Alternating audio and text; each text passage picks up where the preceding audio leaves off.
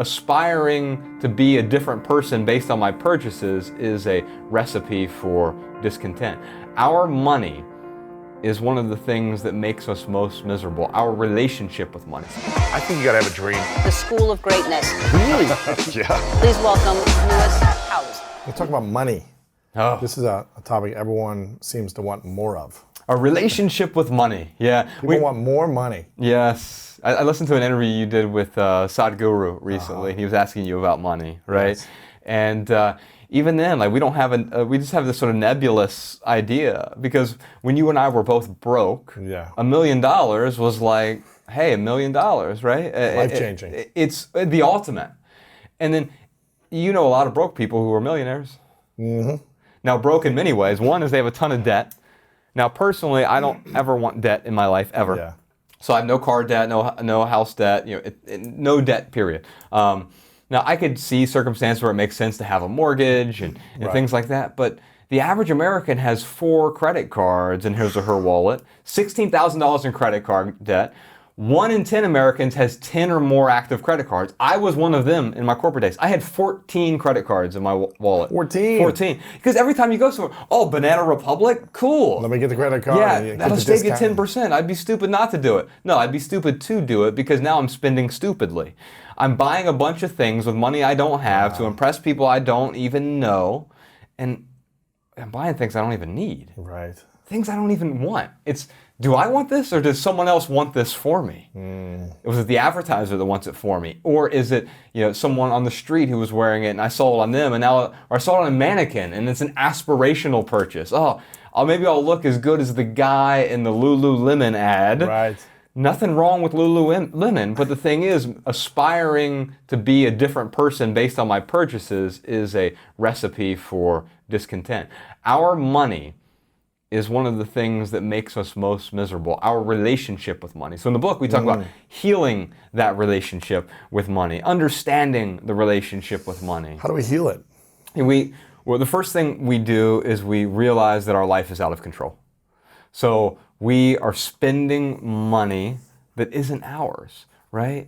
And it's so much easier to part with the plastic than it is to part with hard-earned cash. Yes. And so paying with things with cash was one of the first things I did immediately.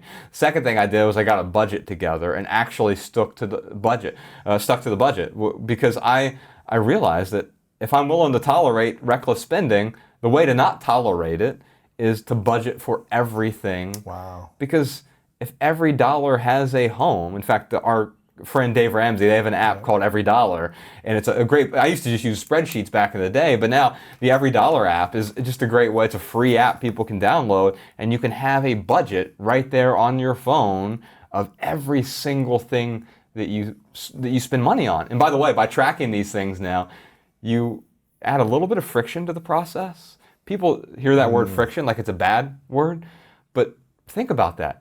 If we don't have any friction, we lose traction. Right. You're an ice rink, you're skating all over the place. And that's what we're doing with our purchases. We've removed all the friction. You hop on Amazon, same day delivery, 1-click purchase, it'll be here right now. All I have to do is think about it, it's gonna show up on my doorstep. Right. It's that easy, we removed all the friction.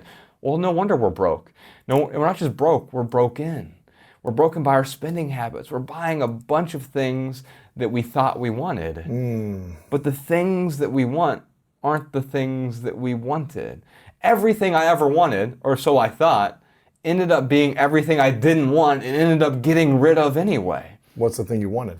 Yeah, the thing that I wanted was the thing that I value, which is peace. Yes, man. And it doesn't mean that you should value peace. Maybe you value something else. We have friends who are rock climbers and they are thrill seekers. Maybe you value that. But that's probably still not the Lexus or whatever. Right. And again, nothing wrong with a Lexus. If you enjoy it as a purchase, wonderful. If you can afford it, wonderful. It brings you value and peace. That's right. Great. Yeah, but if it's blocking that peace, then It's why? causing more stress than peace, then what's the point? Exactly. Well, why? And if I value peace, now, if you value stress, now that sounds weird. Well, but there are some people we know who value stress, who are really, Michael Jordan was a person who I think valued stress, and performed really well. He didn't perform in a peaceful state, right? Right. And so be honest about what you perform. If you value stress, then don't get stressed out about it. You know? Right. That's true. Enjoy the process. So how do we heal our relationship with money? There's some questions. Not improve or fix it. Yeah. How do we heal it? Yeah, it has to do with a deeper understanding of our relationship with money. So some questions we ask in the book are, whenever I'm getting ready to spend some money, there's several questions we ask, but I'll give you a few of them here. One of those questions is, can I afford it? Now, this is actually two questions. One is, can I afford the actual price tag?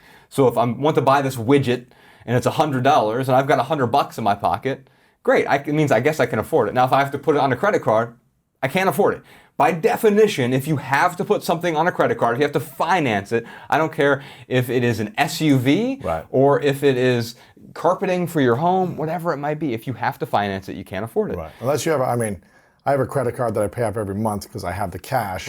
Yeah. I use the credit card for the business. That's right. But I don't have to finance it because I have the money. You don't have to, you choose to. Right, And that's the difference. If you pay it off every month, that's not having to. Right. But if you're like, and by the way, you could pay cash for it right there at the moment. Of course. You're deciding to do it for points and business expense, all that other stuff. So that's a strategic decision, but you can still afford it. You have the actual cash for it. I've got the money, yes. And I think that's the thing to think about. So can I afford the price? But then we never think about the actual price of our purchases, which go way beyond the price tag. What's that? So let's think about it. If you buy something and it has to sit in your home now, so there's the price of the space that it takes up. Storing it. Yeah, there's more square footage. Now buying one thing, not a big deal.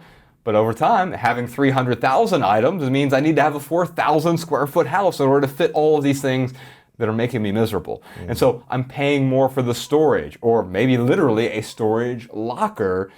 These aren't storage lockers, they're mausoleums of stuff.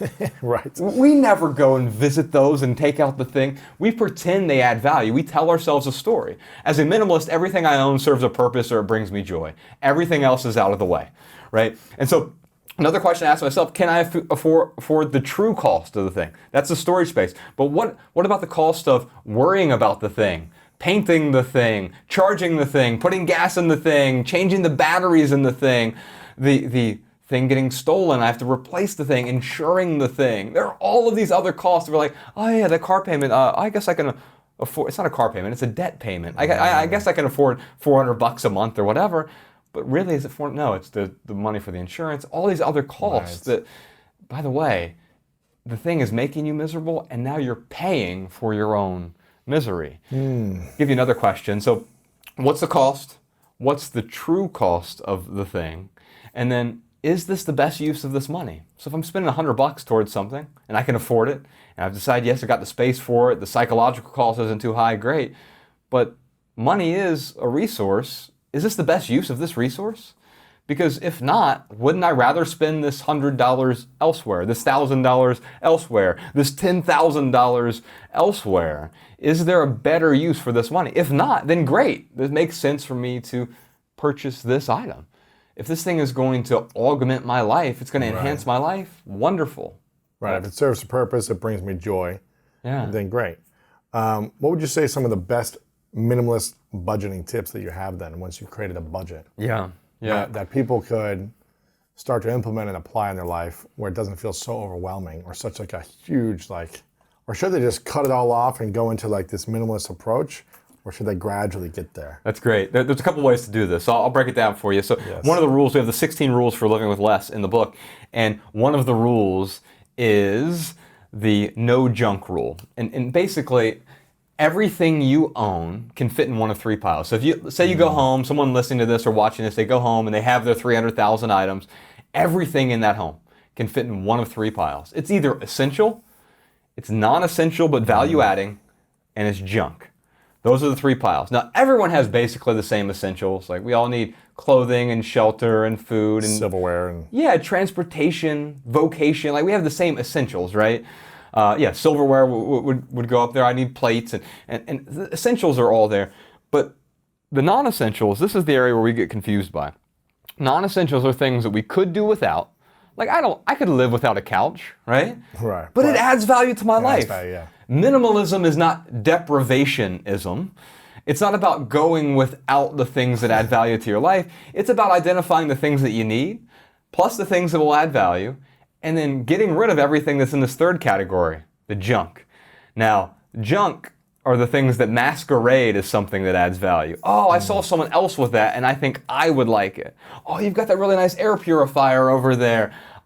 I should get that too. Well, again, there are no shoulds. I could get that. Is that the best use of my money? Do I need it? Does it bring me joy? Does it serve a purpose? Right. Maybe it does. Maybe it does. And I have to be honest with myself because we can justify just about anything. Yes. And how do we be honest about it? We temporarily deprive ourselves. If you remove something from your life for a period of time, 3 weeks is something that we talk about in the book. Ryan did his packing party where he boxed up everything in his house, and we had 47 different families do this as well in this case study for the book. They boxed up everything, pretended like they were moving, because what? That's the one time you have to confront all your stuff. When you move, it sucks. I don't care how much stuff you own. You have to box it all up. You're dealing with everything you own. All these past indiscretions, all these decisions I wish I wouldn't have made. Now I'm dealing with all these things. And so packing up everything and then slowly unpacking only the things that add value to your life, that is a great way to identify the things that we think add value versus the things that we actually get value from. Put it all in a box. Yes. And then take out the things you only really need. That's right. Or you only really want. Yes, and the things that will add value to our lives, we'll keep. But the things that stay boxed up, they're boxed up for a reason. In fact, sometimes when we move, we carry one box. I didn't unpack this from the last time I moved. Wow. I guess I'll move it around. And now you get these little mini storage lockers all going with you. Yeah, it's all this stuff. So I bring that up because we can do the same thing with our budgeting. Okay. What is truly essential? What will add value to my life? And then what is junk? Now, temporarily, if I'm in debt, when I was in debt, I was paying, and I had almost $500,000 worth of debt. So it took a long time to pay it off. A lot of very serious focus. I even cut down on my non-essential value-adding things for a period of time. Hey, I know I get value from these things. I can't really afford them right now because I value freedom so much. I want to get out of debt. I want zero debt. Right. I don't even want a credit score. I don't care what my credit score is. There's no such thing as a credit score. Dave Ramsey says it's what? It's a debt score. Right. It's how good you are at accumulating debt, right? So I don't care what my credit score is. I don't want a bad credit score. A credit score of 0 to me is the perfect credit score, by the way. It just means that you don't have any debt at all and you haven't for a very long period of time. And so when I look at the non-essential things, sometimes, hey, maybe I can't afford these right now, but maybe I can bring them back in when I can afford them. And then the junk, just get rid of that altogether because it's not adding value to your life and you're spending a ton of money on it. Yes. And why waste that money when you can pay off the debt that you're in? So what's the best budgeting strategy then? Is this, are you talking about essential, non-essential junk in terms of spending? Yes. Or, gotcha. Yeah. I would look at it that way. So I'm looking at what is truly essential. Of course, I need to spend money on that. But even then, I can reduce the expenses there. Like my what? Housing. Food? Yeah, I'll give you an example. So when I first left the corporate world, I walked away and I had this really nice house I was living in. I sold the house. I moved into an apartment. I realized, hey, I can move into a smaller apartment and pay off my debt quicker. So living in Dayton, I lived in a $500 a month apartment, and it was nice in Dayton, Ohio. Yeah. And it was fine for that period of time. And I used that extra money to pay off my debt. I knew it was for this period of time. And so even though it was essential, I was able to pare down even my essentials for that period of time. And then the non-essentials, okay, maybe I don't need any of these non-essentials right now while I pay off my debt. And then the junk, I don't ever need it, ever. I don't care if I'm a multi-billionaire. Why would I want a bunch of junk in my life? Right. We call it a junk drawer for a reason. It has a bunch of stuff that we never use, right? Yeah, and so our houses have turned into junk drawers, giant junk drawers. It's crazy, isn't it? Yeah, and we don't get any value. In fact, it blocks the value we do get from our things. Yeah, intentional spending, intentional living. So what does your budget look like? Do you track it on a weekly basis? Do you look at your finances? Do you open up your bank account? Like, how does this work for you with your spending? Yeah, so... Or do you kind of just have your system in place and you just know you only spend on certain things and that's it, you let it go? Yeah, I spend very little money now, but it's just, the things I do spend money on are on experiences, but also on people. Yes. And so, whether it's with the Minimalists and our team, we've got 8 employees with the team, but there's like 25 people in total who help us do, the films and all this other stuff. And so it's really nice to be able to have a great team of people and pay them well. I think it's wonderful to be able to do that. I mean, there's only so many black t-shirts I can buy before I'm like, I don't need another line item in my budget, right? I have a paid off car, we pay rent every month. And so my budget, it used to be I would look at it every single day when I was getting out of debt. And I would catalog it on a spreadsheet, or you could use an app like the one we talked about. And so looking every day, but now I look at it once a month and I just say, okay, Am I spending money, and is this the best use of my money? Making sure I'm staying out of debt. And from this point on, like, I'm spending money on the same things, and I don't have to worry about it at this point. Think about it, yeah. No, I don't have to worry, because I developed the understanding, which led to the habits. The other way never works. If you just get the budgeting habit, all of a sudden now, if you don't have a deep understanding, that car sure does look nice, and I think I can afford the payment. Right. If you have the understanding, it doesn't matter. I want to hear about the biggest challenge you've had to overcome in the last few years. Because you write a lot about the hardships that you've gone through in your life in this book, shame you've dealt with, things you're not proud of. What's the biggest obstacle or challenge you've had to overcome, or thing you've had to bring to light? Oh, what a great question. I wrote about this in the book. I've never talked about this in an interview before, though. So 3 years ago, it'll actually be 3 years next month, I was down in Brazil. Ryan and I, the other minimalist, were down in Brazil at a speaking gig, and it was amazing. Rio, Sao Paulo, where were you? Sao Paulo. Yeah, it's nice. It was great, and unfortunately, I drank the water in the hotel, and it was not filtered water.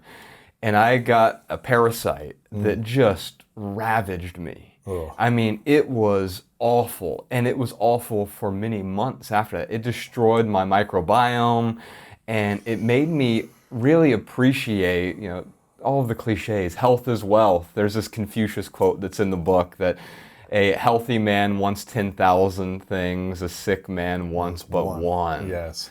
Yeah, and man, I knew that intellectually, but I really understood it viscerally. When you experience it, nothing else matters. Yes. Yeah, because, my world came crashing down. I was not able to work nearly as much. I wasn't able to contribute to my family the same way, contribute beyond myself.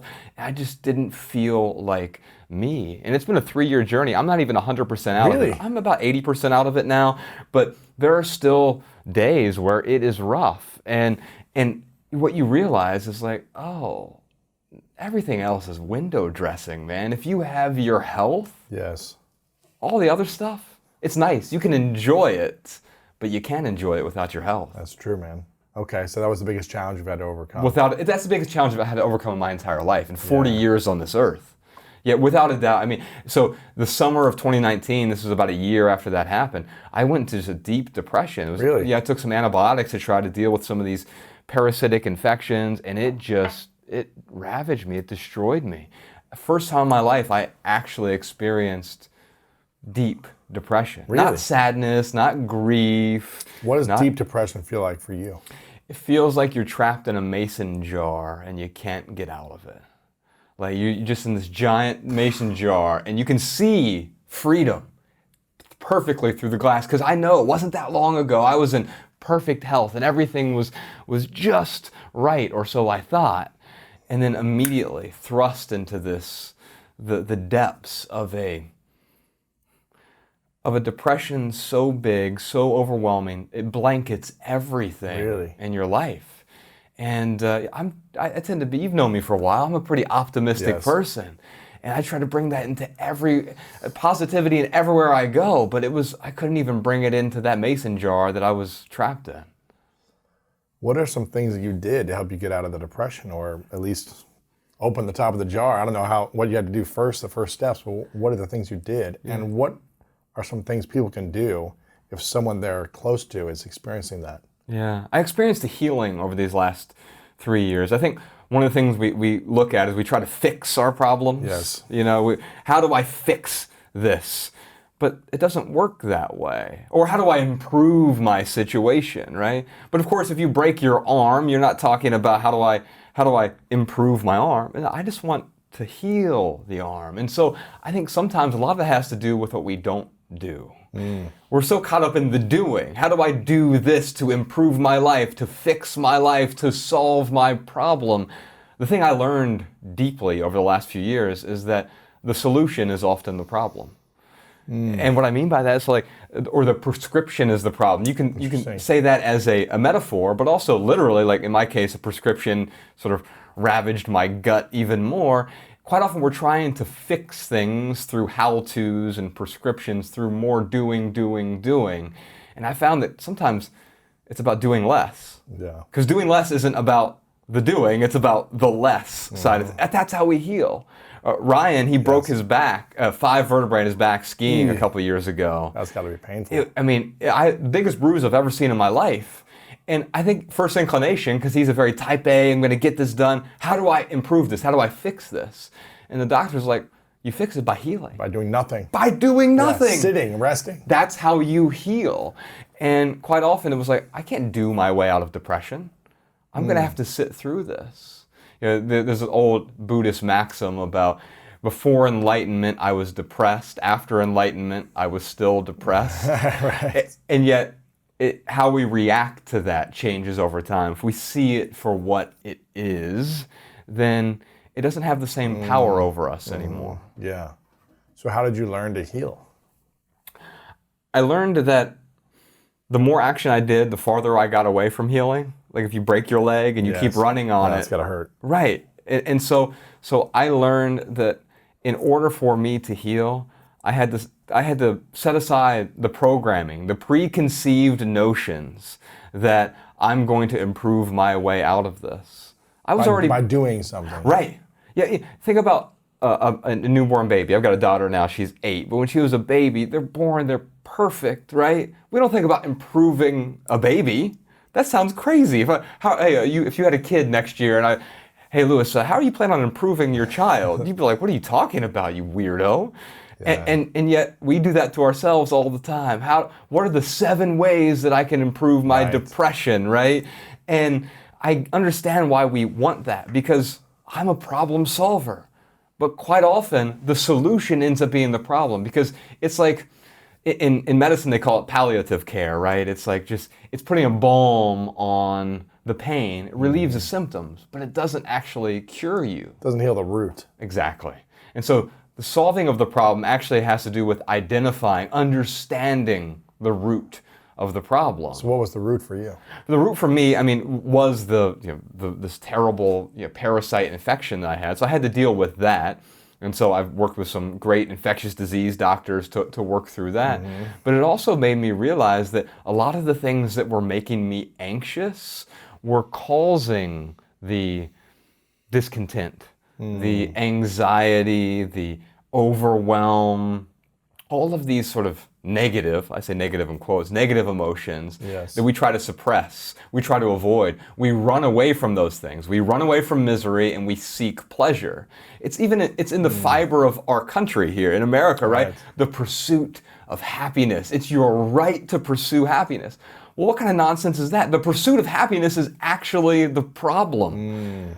You can be happy, but the pursuit is what's making us miserable. Happiness, it's already there. You see the baby. Just be it. Yes, it's already there. Happiness can't be pursued. It can only be uncovered. And we cover it up. Now, with my work with the minimalists, we talk about how we cover it up with material clutter, financial clutter, but then also all this other clutter, relationship clutter, emotional clutter, spiritual clutter. There's all this clutter in our lives. No wonder we're not happy. We've covered up the innate happiness that already exists inside us. Yeah. Well, what's the difference between these clutters and the essential relationships? So in the book, we talk about, we wanted to write a regular relationship book. Our first 3 books, we had a book called Minimalism, where it was about our values and focusing on living a meaningful life with less. And we wrote this memoir called Everything That Remains. We moved to this cabin in the middle of Montana, nowhere. And it was about leaving the corporate world, becoming these suit and tie corporate guys, to being minimalists, walking away from that world, walking away from all the so-called success and achievement. And then our third book was an essay collection. We had written 150 essays and published that about intentional living, 12 different areas of intentional living. And we said, okay, well, we don't want to rewrite about the things we've already written about. What haven't we written about so far? And we really hadn't written about a deep dive into relationships. And so we wanted to write a traditional relationship book. Hence, love people, use things, because the opposite never works. We're so busy using things and loving people. And so looking at it through the minimalist lens, we realized yes, it's about our relationship with other people, but what are the things that destroy our relationship with people? It's our screwed up relationships with our stuff. So it starts there. We have a relationship with our stuff. And as a minimalist, I'm not against stuff. In fact, I want to enjoy my stuff. I want you to enjoy your stuff. The problem is it's often the opposite. the stuff, the objects of our desire have become the objects of our discontent. We get that thing we thought we wanted, but the thing we want is never the thing we want. We want the feeling that we think it's going to bring out of us, right? It's funny, I was having a conversation with, I can't remember who it was recently, but someone older, an older mentor of mine, who was like, a lot of people, in their 20s to 50s, they want to acquire a bunch of things, but then when you're after 60 and 70, you want to downgrade. You just want to have less. Yes. So you've got to manage so much stuff, all your properties everywhere, and manage all your expenses. You just want to have a peaceful life. Right. You acquire, but then later you're like, how do I get rid of all this? And now people are recognizing this earlier and earlier because they're seeing the discontent in their parents or their grandparents or whomever. It's funny, when we do these tours, we're getting ready to go on our 10th tour in 11 years. It's called the Love People Use Things Tour to talk about the book and do live podcasts and stuff. But the thing that I noticed is our older events, we had parents where they bring their kids. They drag their kids out. Hey, you kids need to learn about this. And now, after our films being on Netflix and stuff, kids are bringing the parents. We have 13-year-olds who are bringing their 35-year-old or 45-year-old parents saying, hey, Mom and Dad, I'm learning this now. That's cool. And so they're becoming the teachers of their parents. So the stuff is sort of the initial relationship because our material possessions are a physical manifestation of what's going on inside us. If you look around your house and you have a ton of external clutter, nothing wrong with that, nothing evil about that, no shame in it, but it's probably a sign of a lot of internal clutter. Mental clutter, psychological clutter, spiritual clutter, relationship clutter, career clutter. There's all this clutter that's going on inside us, and it manifests outwardly because, well, we think we have this void. I need to fill it. In our culture, what we try to do is we fill it with stuff. So it's really about healing our relationship with stuff. And we can talk a lot more about how to do that. I've got some basic tactics to help out. We have 16 rules for living with less in the book. I'm happy to go through some of those with you. But let's talk about some of the other relationships. What happens if, before we get to the next relationship, what happens if we have stuff that's around our house? What is that? That's not organized, that's not intentional. What is that saying? Yes. And what happens when we start to organize every area of our living space with everything that's intentional and we declutter? What happens to us on the other side? I think organizing is actually the problem. Oh, okay. So just throw it away. Well, not throw it away, but just because you're not getting value from something doesn't mean someone else won't get value from it, right? Yeah, I'm sure at some point you've had different camera equipment in this studio, right? And you upgraded your equipment at some point. Now, you don't throw it away, you sell it, or you. And someone else will, you could do something else. You could put it in a drawer and organize it. Right. And it would be nice and tidy. You never use it, and no one else gets the benefit of using it either. But by letting go of the excess, you're able to contribute beyond yourself. Other people are able to get value from the things that are junk to you. And so, yes, we have this relationship with our stuff, and our relationship, we think the way to fix it is to organize the things. Now, in my past life, when I had a lot of stuff. The average American household has 300,000 items in it. Oh my gosh. And then you have storage units for the extra items. That's right. Yeah, because you just store it in there all year. Yeah, it won't fit in the 4,000 square foot house. And so I have to get a storage locker. Oh, and now I can't even park my car in the garage because you're from the Midwest. We're both from Ohio. Yeah. You know what it's like, all these garages full of stuff. That'd be wonderful if all these things are making us joyous and blissful and tranquil and experiencing permanent equanimity. But the opposite is true. We're so stressed out. And so what do we try to do? We say, okay, the stuff, I bought it because I thought it was going to make me happy. You know what's going to make me happy? If I just organize all of it. Well, no. Then you organize all of it and it's like, that's just well-planned hoarding. Yeah. It's we see the TV show Hoarders, and you see people with stuff strewn all across their living room, and we recognize that is a type of mental disorder. But Ryan and I did an episode of the Minimalist podcast recently on hoarding, and we identified there are 5 stages of hoarding clinically. Tell me. So the ones you see on TV, the 5th stage, that's where people, it's like they're hoarding feces from pets, or they have pets in the freezer and things like that. That's not most of us. But most of us are stage 1 or stage 2 hoarders. A stage 1 hoarder just has a bunch of things they never use.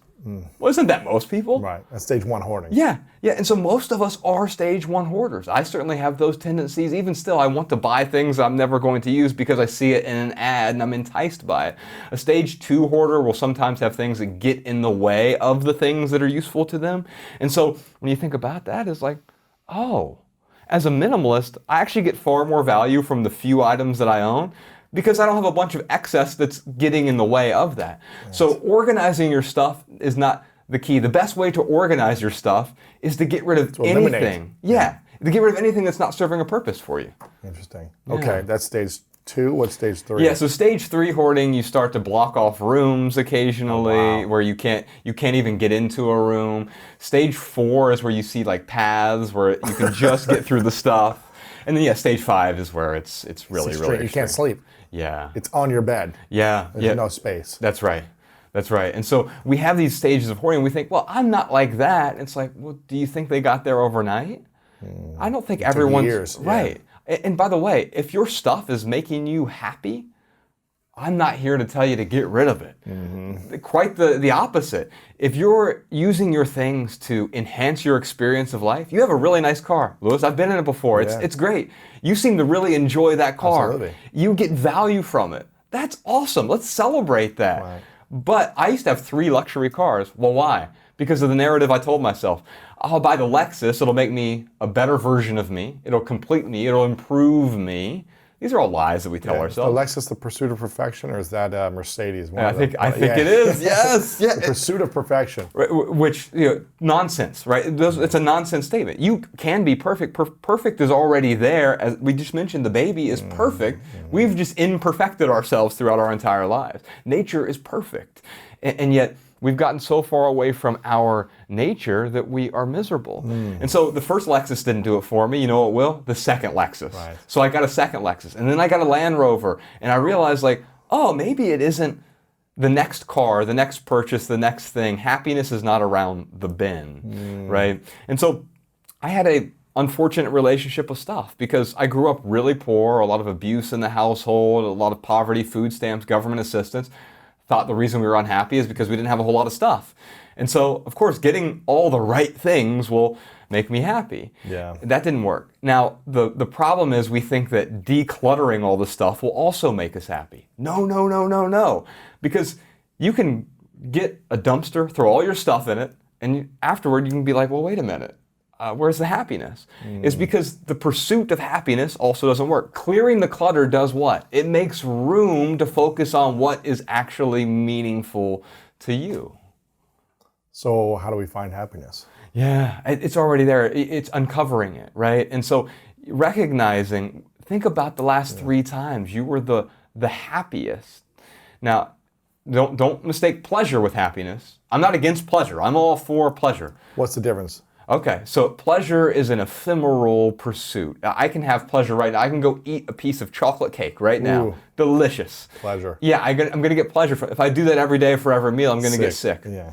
And I think that is true. There's nothing wrong with the piece of chocolate cake. When it becomes the primary calories in your diet. Yeah, that's bad. And as a metaphor, I think the same thing is true. There's nothing wrong with stuff.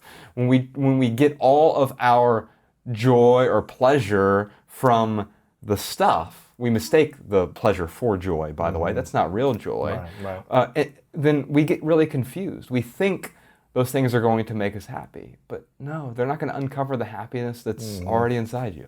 Yeah. What about the relationship with truth? Yeah. We lie to ourselves a lot, don't we? A lot. We lie to other people, but I think it's mostly because we lie to ourselves. I'll tell you what, over the last few years, I just made a decision. I'm going to fully tell myself the truth and tell other people the truth.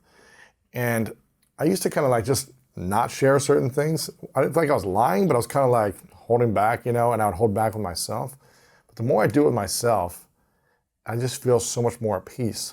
I feel more at peace. It doesn't mean I'm living a perfect life every day and then doing all the things I want to do, but I'm honest with okay, I didn't sleep well for the last week. I didn't eat well for the last week. I'm not lying to myself that I'm in great shape. Yeah. I'm being honest with myself. Okay, I did this and I need to get back on track. Yeah. And you don't have to react emotionally to it. No. You don't have to beat yourself up. No. In fact, you can look at it and I assume there was some tipping point or somewhere where you were like, hey, I'm just going to make this conscious decision because I'm discontented. Absolutely. I'm not at peace. Absolutely. That's where I felt. Yeah. And so there's a particular kind of freedom in knowing that you're always telling the truth. Freedom. Yeah. Incredible freedom. Now the freedom doesn't mean it's easy. No. Doesn't mean it's easy. And it takes a lot of courage. Yeah. To be honest with yourself and other people. We value freedom. And yet many of us will kindly give it up in order for a temporary pleasure. Yes. Right? And freedom, there's all kinds of platitudes about how freedom isn't free, but the most precious kind of freedom is awareness. And what you're doing by telling the truth is you're aware of the way things are. It's not about how you wish they were. To love someone, here's a good example. We often talk about love. Most people have no idea what love is. Love is simply to see someone for who they are without trying to change them. That's all love is. Yeah. And most people aren't living in real love then, because they're always trying to change other people. It's transactional, right? I will love you. Yes, which is an oxymoron. Conditional love doesn't exist because trying to change someone is unloving. It's saying, hey, I will like you more if you do these 7 things. I've come up with this list of expectations. And if you want to be miserable, have high expectations of everyone around you. If you want to be at peace, have high standards for yourself and no expectations for those people around you. So why is trying to change someone unloving? And what if someone in your life is, not a good person to you, or lying to you, or hurting you? Do you just continue to love them unconditionally? Yeah, so you can love someone from a distance. Right. Our friend Rob Bell talks about Absolutely. this. And so loving someone doesn't mean that you are tolerating their behavior. And just because you don't tolerate their behavior doesn't mean that you can change it. Because temporarily, you can put up some conditions that will change their behavior. But you know this from all the people you've talked to about habit change and all this other stuff. Changing one's habit doesn't actually change your life. I mean, it doesn't change the person. When the person is changed, when they change on their own, by their own volition, not a forcing of change, then a permanent change happens. And then the habits tend to change on their own, right? Absolutely, yeah. Once you made that habit change of lying, it wasn't about, hey, I'm going to spend the next 17 days not lying. No. It was you had an understanding. Absolutely. Awareness. Awareness of the freedom, of the peace that brought you. And then the how takes care of itself. If you know the why, the how takes care of itself. Absolutely. Yeah, and so I think if you're talking about changing someone else, I get the inclination, especially you and I, we're problem solvers. Yeah. I know the 4 things you could do and your life would be better. But that's really me putting myself on a pedestal. And we did a podcast episode about this recently called The Advice Epidemic. And it's almost as though the helpful man can't help himself. He feels compelled to sort of drag an eagle out of the sky to prevent it from falling. Right. And it's like, well, wait a minute. That eagle doesn't want to be torn out of the sky. And that's what we're doing to a lot of the people we think we love. I'm placing myself on a pedestal, which is also unloving. I have the answers, you don't, so let me tell you what you need to do. Yeah, subordinate yourself to me and I will fix you.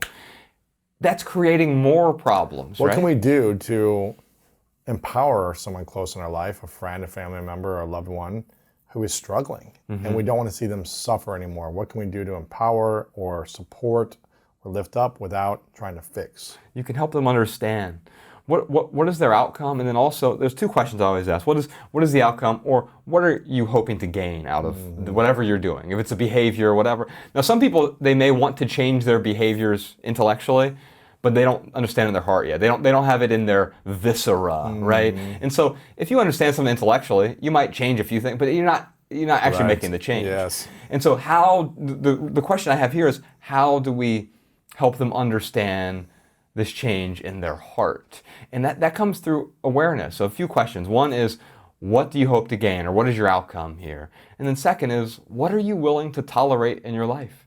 Because whatever you're willing to tolerate, that's what you're going to get. Anything you're not willing to tolerate, you're not going changes. You're not going to have that in your life anymore. On a long enough timeline, that's going to be gone from your life altogether. Imagine if you have an abusive partner who's abusing you every day. At some point, Louis, you're going to walk away from that. If it's verbal abuse, you're going to say, hey, I'm no longer willing to tolerate this behavior. I can still love you. I can still not try to change you. I can see you for who you are. But I'm going to have to do that from a distance. Right. It's hard to do. Oh, yeah. But what's the alternative? Pain. Yeah, sticking around. Suffering, pain. Yeah, it's sticking around out of a pious sense of obligation. I know. And trying to be a good person, or trying to show you care. Yeah. Also, So caring is different from loving, but it is often inspired by loving someone. Because if I see you for who you are without trying to change you, then I care about you, right? Love inspires so many things, but it's not the same thing as conditions, as expectations. Yes. It's not even the same thing as hope. We have these words where we think about like, well, I can be hopeful for you or whatever, but that's also not loving. Hope, in a way, is also a type of expectation. I know. When I hope they change. They have potential. They could change. Right. Yeah, but now all of a sudden I've made that a condition for loving you. You got to meet people where they're at and accept them where they're at. Yes. Not accept them to where you think they could be. Right. Because you know what? They may have potential for something else, but right now they are where they are at. And you got to accept them where they're at. That's right. Or don't be in their life, or be in their life from afar, Yeah. or in a different relationship, Yeah, you can read, in dating parlance, they call this defining the relationship. But maybe it makes sense to do that for all of our relationships. Absolutely. What are my expectations of you? What are your expectations of me? What am I willing to tolerate in this relationship? Because I tell you this, the moment you say, okay, I've been tolerating something for way too long, I'm no longer willing to tolerate this, it will change. If you're honest about that boundary, about establishing a boundary, saying anything beyond this, I can't tolerate anymore, it's going to change. Right. How will it change? By you leaving or changing the relationship, or by that person changing, or what do you mean? Either way, it is definitely going to change, right? No person has the power to upset you. Right. And it's weird to hear that because people upset me, but they don't. It's how I interpreted their behavior of course. Always upsets me. Right. And I can upset myself. But even then, if you see that for what it is, that I'm upset by my cultural programming, by societal programming, or my peers or whatever, that can drop. That upset, that anxiety, it doesn't exist in the real world. It's only a story that I'm telling myself. Absolutely. And what about the relationship with self? Yeah, so I think a lot of that is about our own internal relationship. The person you spend the most time with is you, and we have a tenuous relationship. Not only do we lie to ourselves, but there's this great Matt Nathanson line, the singer-songwriter. He said in a song, I would kill anyone who treats you as poorly as I do. Oh, man. And isn't that true? Gosh. Like, if someone self-talked, or the way I self-talk myself, someone talked to me like that, oh, man, I wouldn't keep that person in my life. Right. And yet, we tolerate that for so long. And so maybe there's something about not being willing to tolerate the way that I've been treating myself, the way I've been acting toward me. By the way, I would never treat other people the way that I treat myself. That would seem abusive. But we're abusing ourselves every day. Yeah. And sometimes, when did you stop abusing yourself? It was a gradual transition into understanding, like, oh, this is something that I'm doing to myself. Because before, it was about blaming. It was blaming other people or other circumstances, right? Oh, this is your fault this happened. But a true sign of maturity is what? Is not blaming anyone, including blaming yourself. And not even blaming the cultural programming, but understanding the programming you've been given since birth.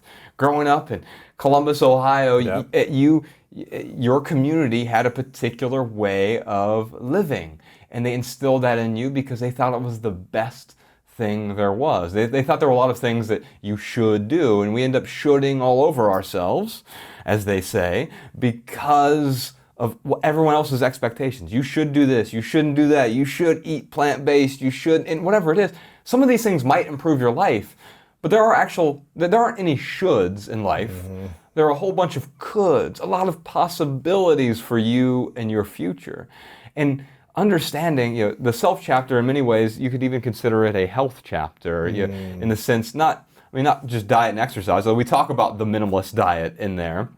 But, and so those things are important, but you've had Matthew Walker on your show recently, and so sleep, understanding how light affects us and our circadian rhythms, our entire relationship with ourselves. We have divorced ourselves from nature. One thing that we never do anymore now is grounding. We never walk on the actual ground. Have you heard of Clint Ober?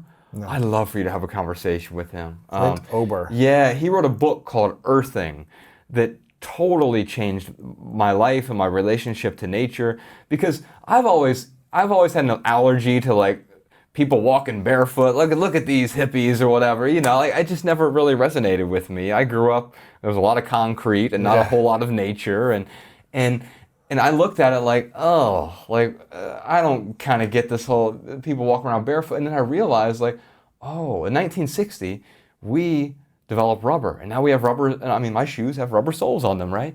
We inadvertently disconnected ourselves from the very thing that we live on, from the earth, and the negative ions. Now there's so many studies, like scientific studies. This was what got me on board. Wow. In that book, he talks about all of these studies that they've been doing that help us identify how disconnected we are. All of these inflammatory diseases, autoimmune diseases, a lot of them have to do because we're not grounded ever. I mean, think about it. We're many stories, up in buildings all day. When are we actually touching the ground? I mean, I go to the beach all the time now. I walk barefoot through West Hollywood in people's yards. Just to feel the grass. Yes, yeah. And I sleep on a grounding mat at night now on top of my bed, my normal bed. I'm not doing anything insane, but it has totally changed my life. And my wife, who is a paragon of health, she is a dietitian, a nutritionist. I mean, you know Bex. She's amazing. Even her sleeping on a grounding mat at night and grounding more has changed her sleep and everything. And so it's probably the most important discovery I've found in the last several years is reconnecting with the earth in a way that isn't woo-woo. It's not a bunch of nonsense. Right. It can be if you want it, fine. I don't have judgment around it.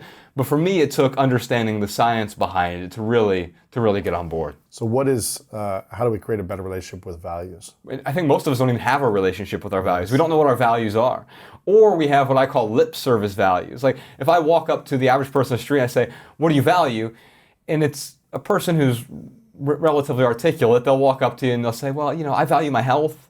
But you look and they're like, oh, wait, you're 100 pounds overweight like I used to be. I used to weigh about 100 pounds more than I weigh now. Crazy. And so like I could say I value my health, but my actions didn't align with that. You can say you value your finances, but if you have $500,000 worth of debt like I did, then did I really value financial freedom? No, I could say I value peace, but do I really? And so what we did in the book is we identified 4 different types of values. So you have your foundational values. Kind of look at it like a house. You're building a house, you have a foundation. Everyone has similar foundations. Every house has a similar foundation. They're not designed considerably differently, right? And so health, relationships, contribution, personal growth, creativity, passion, peace, tranquility, all of these things can be your foundational values, right? On top of that, we start building a house, we have structural values. Right. These are the things that they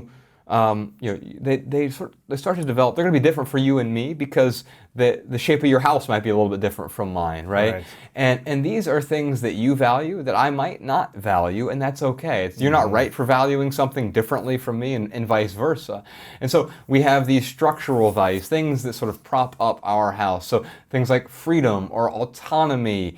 These are really strong values for me, and they build the structure of my house. And then we have surface values. These are things that make life interesting or beautiful.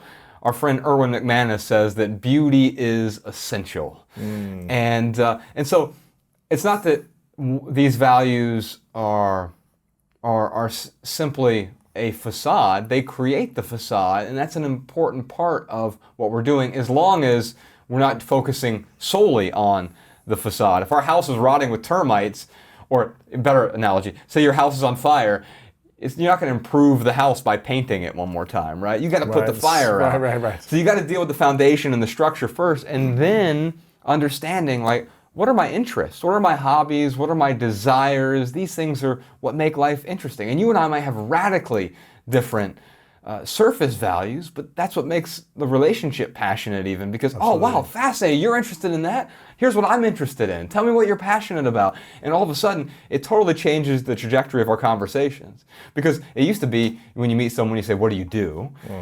And that's one thing that we can talk about. It's a conversation starter, but isn't it so much more interesting to say, what are you passionate about? Absolutely, what do you enjoy doing? Absolutely. You see the features on their face change. There's this 4th category of values, though. It's the imaginary values. Okay. What's this? Now, this is a giant fence that we put up around our house, and there's no door. It blocks us from all of our other values. This is how we actually spend our day. So everyone has the same 24 hours in a day, and your values are actually, you show me your calendar and your bank statement. Show me the values. I will show you your values. And so if you're spending all day browsing email or Facebook or Instagram or whatever, nothing wrong with Instagram. It's not evil, it's not bad. But if I'm spending all day on Instagram, that is what I actually value. That's sort of passivity, right? Show me your app usage time on your iPhone. Yeah. And you'll see your values, yeah. That's right. Yeah, that's so good. Because when you think about how you're spending your day, the discontent comes from my short-term actions are not aligned with my long-term values. No wonder we feel so much discontent. We're spending our days on our imaginary values. So in the book, I made a list of some of my imaginary values and realizing like, oh, this is how I spend my days sometimes. But I say these other things are my values. If I want more contentment in my life, all I have to do is change my actions to align with those things I actually value. What are some of your imaginary values? So I've had quite a few in my life, right? So social media is a big one. Twitter is my drug of choice. That's your thing, yeah. Yeah, and so I had to remove the Twitter app from my phone. I'll tell you one that for me that is big is email. And we talked about this last time I was on your show, and I haven't had email on my phone for about 4 or 5 years at this point. So you just maybe check it on longer. the computer now. Yeah. Wow, yes, that's interesting. And sometimes it creates some extra friction because if someone, hey, did you get that email I sent you? Not yet. Right. Yeah, and but overall, it creates a lot of freedom. Yes, because here's the thing: if everyone else's urgency becomes my emergency, then I don't get to focus on what's important to me. Because it's urgent to you doesn't mean it's important to me. I feel like if I took email off my phone, I would just never check email. Woo! I feel like I would just go months with not checking it. Have you had Cal Newport on the show? I have, yeah. Okay, so he has a new book out recently called A World Without Email.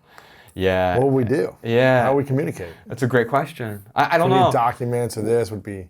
I don't know, and I don't think the solution isn't to replace email with Slack. That's the same No, thing. that's even, yeah. Or replacing it all with text messages or whatever. DMs, yeah. Yeah, and so I don't know. I saw Kendrick Lamar talk about this recently. He says, sometimes I go months at a time without a phone. Freedom. Yeah. Does it? I think I told you this, it was about 4 years ago. I went to, I had a realization that I had been with my phone since 2000. It was either 1999 or 2000 I think it was 2000 when I got my first cell phone. And I had a realization that, wow, I think it was 17 years at the time. Every day for 17 years, I had touched my cell phone. Or it had been on me, or I used it every day for 17 years. Wow. I was thinking to myself, wow, what would it be like to go a week without my phone? And so I made a decision to go to Hawaii by myself, not take any electronics on the plane with me, which was like the scariest thing. I was like, well, I'll just take it and put it in the hotel and leave it there and not use it, put it in the drawer. I was like, no, if I really want to challenge myself, I wouldn't even take it on the plane. And I went on the plane, I felt so naked. I was like, what do? I'm just sitting here, there's nothing to like play with, no computer, nothing, no Withdrawal. iPad. And I remember I was like, oh crap, I forgot where I rented my car from. So I had to go like so many different car rental places and ask if they had my reservation. I didn't have navigation on my phone, so I had to stop and ask directions at multiple gas stations to get to the hotel. Like, it was old school, man. It was 1997 again, right? Yeah. And the first day and a half was tough. By day 2, I was laying in the ocean, and I remember thinking, oh, I'm not wondering what's on my phone on the beach right now. Yeah. I'm not like, do I need to go check something or scroll? I just felt freedom. I was like, wow. And I remember by day 5, I was like, I don't want to go back. Yeah. I was like, I don't want to go back. And I had a good relationship with it after I got back for like 6 months, but then you kind of fall back into the pattern. You do. Yeah. Unless you decide like, I'm not going to be using this, or I'm going to create structure and order with my phone usage or laptop or whatever the thing is that you're struggling with. So It's I want to go on a month without the phone. What that'd be like? Yeah, well, I think about like, why do we do it? Why do we fall back into the patterns? Because it's easy, right? Yes, I know. Matt did this from Matt Divella? Yeah. Well, he just had phone calls and like he went to like a slow dumb text. Yeah, analog text where it was like you have to push 3 buttons to get a letter. Yeah, yeah. And he was like, it was amazing. It was interesting, but right. I don't know if it's like in the modern world if you can really live that way. I think a lot of people do, obviously, and so like it's definitely possible. And maybe the question is instead of like what is the worst thing that could happen is like what is the best thing that could happen? How would my life look different? Now it might mean you have to structure it a bit differently. You know, you meet with your team here. Maybe you'd have to have a weekly get together or a 3 times a week get together, and so hey, here's the things we're communicating because you can't do it via email. It might slow things down for you, but is that a bad thing? I don't know, right? It could mean that by slowing it down, it makes it more meaningful, right? The things that you're creating, all of a sudden, you're doing so even more intentionally. And so you have email on your phone? I don't have any email on my phone. Social media on your phone? No. I will download Instagram occasionally. For a few days. Really? Yeah, it's like if we're getting ready to promote this tour, for example. And so like I'll send some stuff and then I'll remove it from my phone. But it's on your computer, so you can go on there at certain times and tweet. That's right. Yeah, I can do what I need to do. I can set aside time for it. And then it doesn't feel like a junk activity. If I set aside, okay, I'm going to spend the next half hour on social media. I've set up this time. This is what I want to be doing right now, as opposed to, oh, I'm in line at Chipotle. I'm going to be. Next time you go into Chipotle, you look down. Everyone is like zombie, lost in the glowing screen. These 6-inch glowing screens that heads tilted downward, and we're all just sort of. You see it walking down the street now, and people, almost getting hit by buses, and all of these things because we're so lost in. I mean, I get it. Our technology is so tantalizing, but I think we're going to look back 50 years from now, and we're going to see it like smoking. Like there's still going to be people who smoke, but they're not going to be scrolling the same way. Right. Yeah, I just don't. I don't think we're going to. Wow. I don't think it's going to last the test of time. Well, with all the mental health challenges that are coming out now, more and more, it seems like I feel like a lot of it's tied to just getting lost in some addiction, and so on the phone is a lot of that. I think. I feel like I do a really good job of when I'm with people, I'm present with people. I'm not on my phone. If I'm like out for dinner or something, I'm not on my phone. Yeah. And I don't think I was always that way, but in the last few years, I really made a conscious decision to do that. And it feels just like, wow, you really notice what's happening around you more. That's right. You can really be present with the person in front of you or the group of people. And it's a powerful practice. Yeah. So I recommend it for sure. Okay, so this is values. Yeah. We've got creativity. What's the relationship with creativity? What is this all about? This was a weird one to put in the book because really I was thinking about 3 different things when I wrote that chapter. So we've been told for a long time that we are consumers. In fact, I remember being in the business world, we identified our customers as consumers. And that's fine. It's partially true. You and I, we need to consume some stuff. But we've gotten so conditioned to consuming, we forgot that fundamentally as human beings, we are creators. We also have this entire creative side that we've shut off. Yes. Another source of our discontent is the fact we're not creating anymore. And it doesn't have to be creating something for a business to make money. It's just that my daughter loves to paint things or to play with clay, to mold it, to fit. And it's an act of creation. We're all creators, and it stimulates that part of the brain. But the reason we're not creating has partially to do with our distractions. And the sort of biggest weapon of mass distraction is our technology. And we talked about that. In fact, the chief evangelist at Google referred to our smartphones as the 79th organ. And because, as you said, every day for 17 years, I mean, what else do you have on you every day for 17 years? Clothes. Just your organs, basically, and that's it. Yeah, everything. So it's become part of your body. Crazy. We're already cybernetic beings. We're thinking about getting things installed. We don't have it. It's already installed in our hands. It's installed in our pockets. And so we've already been upgraded, so to speak. But every upgrade is a type of downgrade. Think about that for a second. So when we upgrade one thing, if I say I'm buying the newest technology, I'm downgrading my bank account, and so we don't think about that, right? But I'm also upgrading the my ability to distract myself. We've gotten really good at distracting ourselves with all the scrolling and the pings and the notifications. And as you said, you found some ways that you can be present with people. And it might mean that, hey, you don't put the phone on the table. That's a place to start, because that if you put your phone on the table, all that says is, hey, you're the most important person unless anyone else interrupts this. Yeah, of course. And so there are ways, you leave it in the car. That's what I do all the time. My wife and I, we do screenless Saturdays. That's cool. And so we just take our phones, lock them in a drawer on Saturday. And I tell you, we moved to LA 4 or 5 years ago, and I learned about, I didn't need GPS. I just needed to go get lost a little bit. Right, you'll find your way. I know my way around Los Angeles now because of my screenless Saturdays. Wow. Because remember back in the day when you didn't have GPS everywhere you went? You just had to kind of figure it out. And now if we stop by a gas station and ask for directions, they kind of look at us like, you're crazy. Yeah, what's wrong with these people, right? And yet, we have some of the best days I've ever had. And so there's no correlation between smartphone usage and happiness, or if anything, there might be an inverse correlation between the two. Right. Now, we get pleasure from the smartphone, and we mistake that dopamine hit for happiness. Yes. That's not that at all. You know that. No. I think all of us know that intellectually, but if we can understand that in our hearts, how do we understand that? By setting it aside. It doesn't have to be for a month or a year or whatever, but if you can set it aside for 1 day a week on Saturdays, now, like an addict, you're going to feel some withdrawals. I feel withdrawals every Saturday. Really? Every Saturday. But it's made my usage a lot more intentional And meaningful. And, yeah. At home, I have this is something Cal Newport came up with called the foyer rule. So we don't have a real foyer, so I just have a junk drawer at the open. Well, I call it a junk drawer. I think if you saw it, you wouldn't say. They have a pair of keys in there, right. A set of keys, and a pen. And yeah, literally. And I throw the phone in there when I go home so that it doesn't follow me around the house. Because what I found is that if I do get the desire to go check it, to send a text or whatever, I have to physically get up from wherever I am in the house, walk over to the drawer, send the text, put it back in the drawer. And I create a little bit of extra friction so I'm not distracted all day while I'm at home. I like that. What about the relationship with people? I mean, that's ultimately where we wanted to start, right?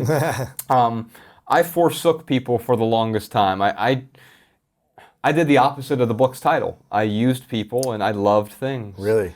And I used people to get things because I thought, what? It was going to make me happy, or I thought it was going to make me more complete. Consumerism. Consumerism is just the ideology that purchasing things will make me more whole, more complete, or happier. That's all consumer is. Of course, it doesn't work.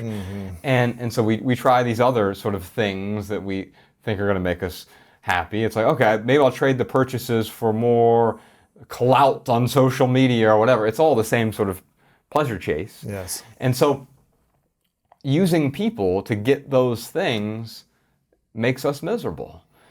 To love someone, as we talked about already, is to see them for who they are without trying to change them. Right. So loving people, seeing them for who they are, respecting them, appreciating them, accepting them for who they are, that's a beautiful thing.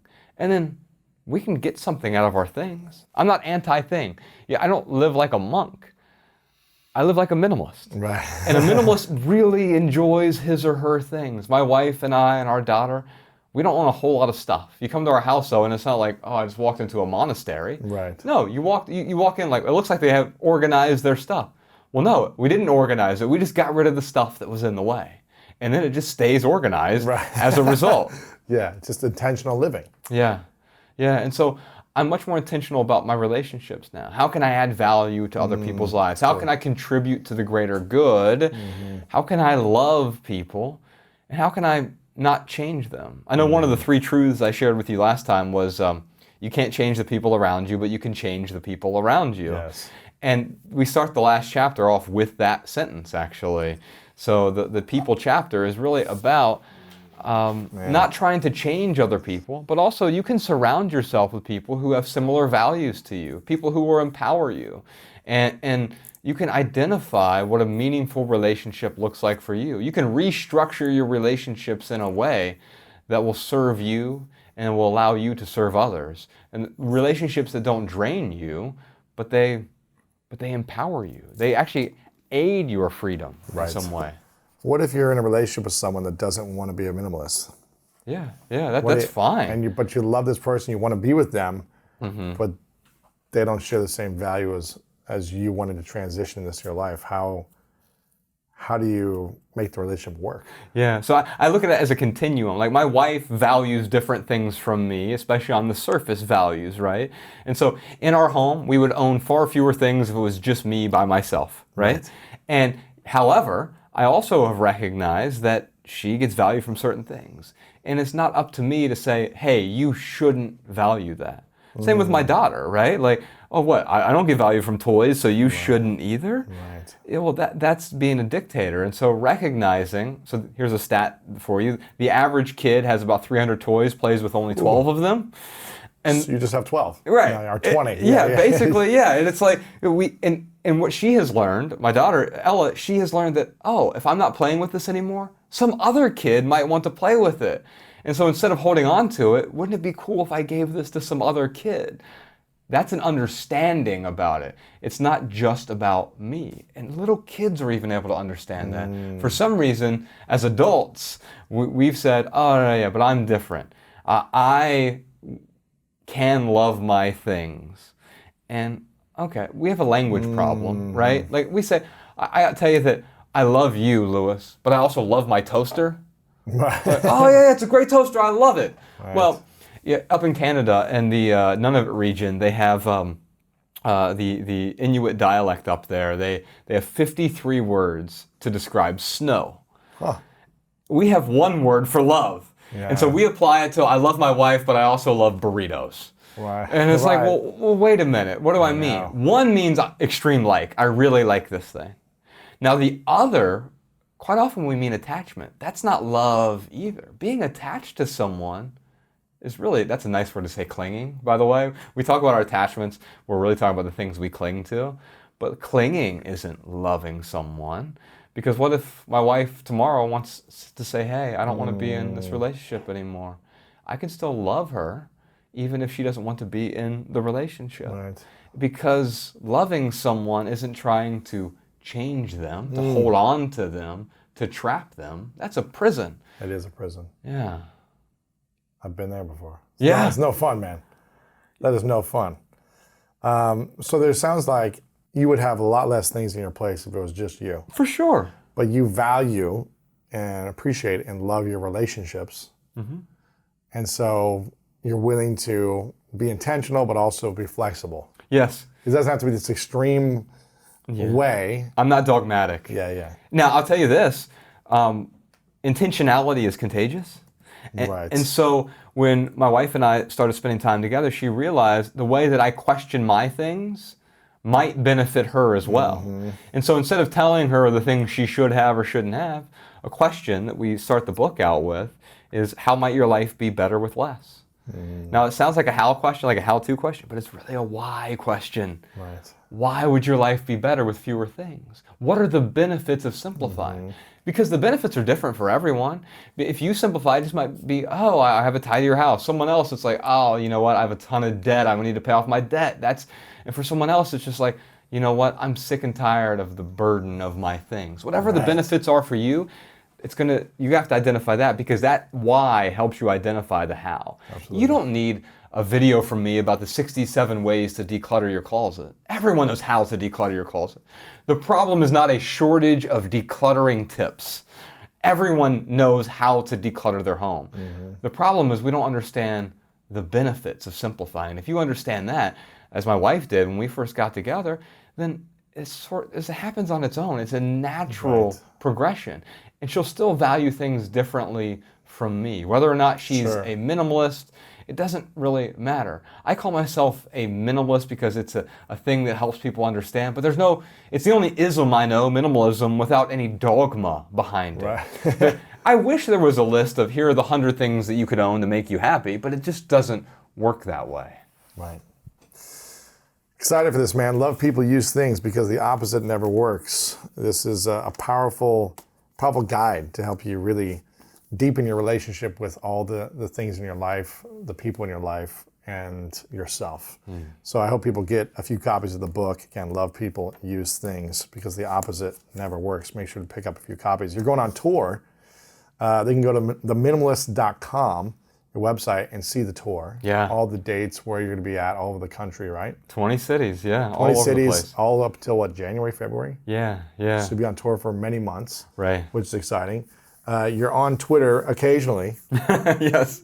You're at The Minimalists everywhere on social media. The Minimalists everywhere, but your personal Twitter is JFM, correct? Yeah. So is that where you spend the most time, if you're spending time on social media, Twitter? If I'm spending any time at all, it tends to be on Twitter, yeah. Okay, so if you want to connect with Josh, make sure to go over to Twitter and connect with him over there. He'll probably get back to you once a week when he's checking it. That's right.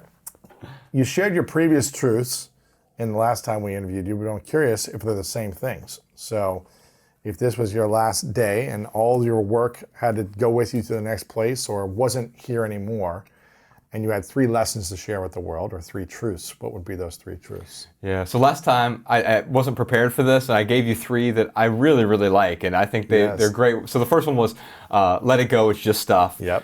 Then there was you can't change the people around you, but you can change the people around you. And third was love people, use things.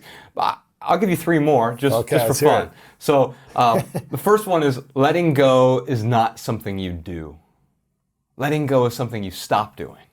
You stop clinging to the excess stuff. You stop clinging to the toxic relationships. Wow, man.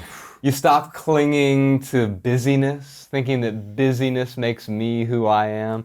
You stop clinging to the achievements and the status and the status symbols. If you stop clinging, the letting go sort of happens on its own. Because you could get rid of the stuff, but still hold on to the attachment and be utterly miserable. But you can let go of the attachment to the stuff and still have things that improve your life. Right. Okay. Yeah. So that's number 1. That's number 1. Yeah. Number 2, I think we kind of talked about this a bit with technology. I'll say this: scrolling is the new smoking. Oh, man, you're gonna get me now. Our addictions are showing.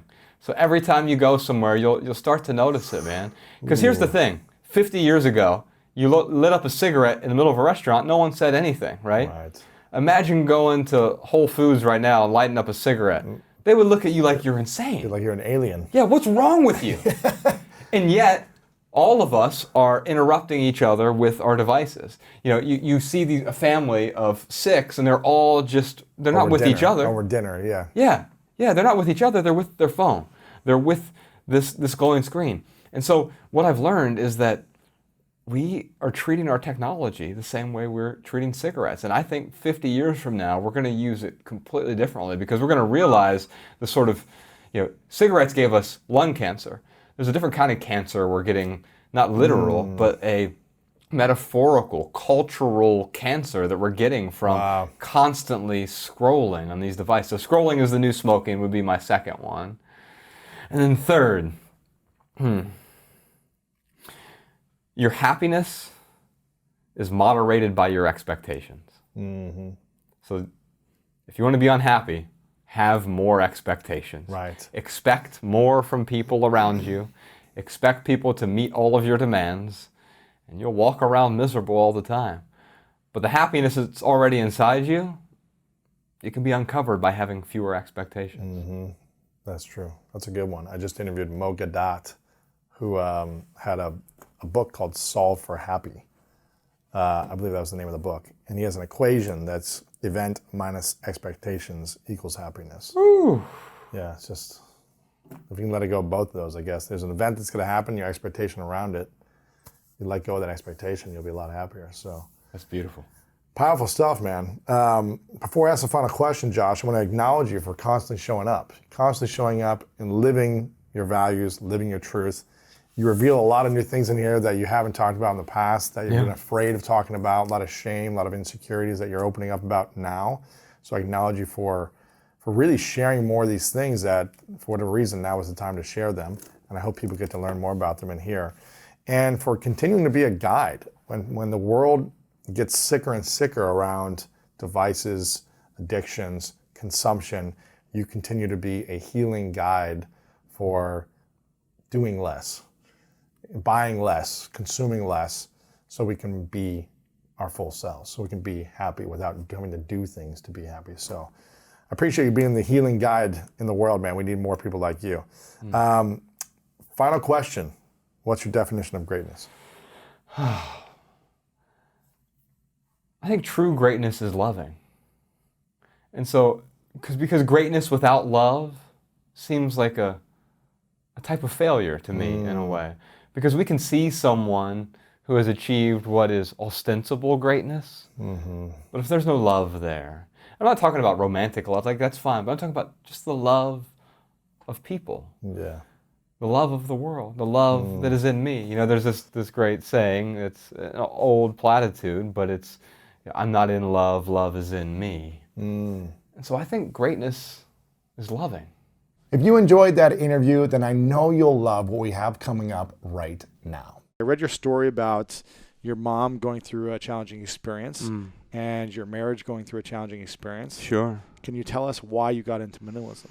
I'm 35 years old now, and about 7 years ago, if we do the math there, I was 28, I had achieved everything I ever wanted. The six-figure salary back in Dayton. It's a pretty big deal in Dayton, too. In Dayton, Ohio. No one's really doing that. I know, right?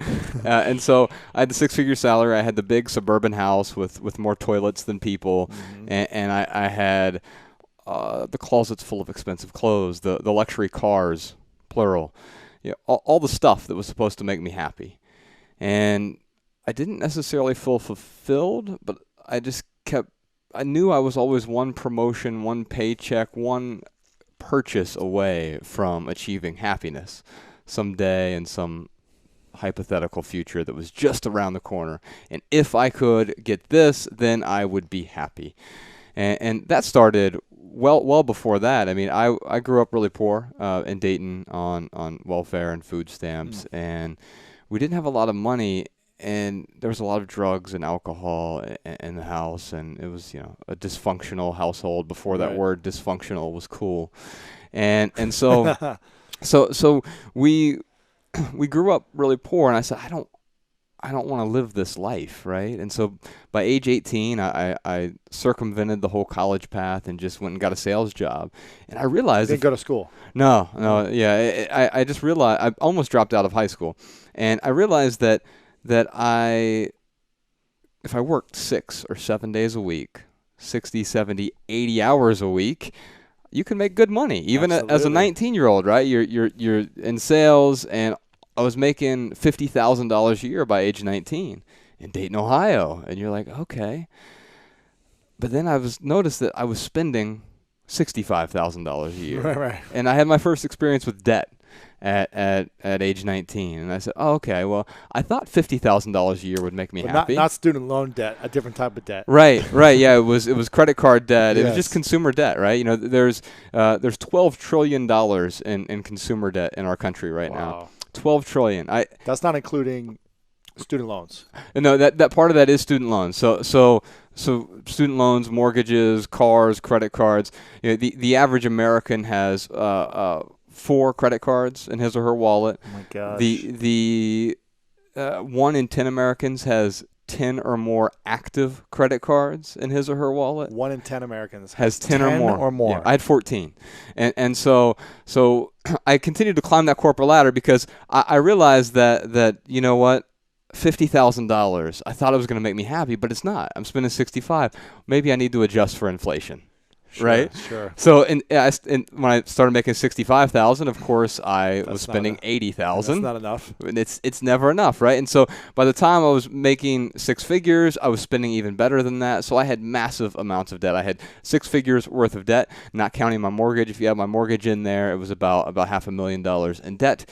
And I felt overwhelmed, and so I kept trying to pacify myself with the same way many Americans do, with stuff, the accumulation of stuff to try to fill this void that I felt inside. But of course, that didn't fill the void. It basically widened the void. And so I felt more discontent and stress and overwhelm. And so I was working more, and I forsook the things that were most important to me, right?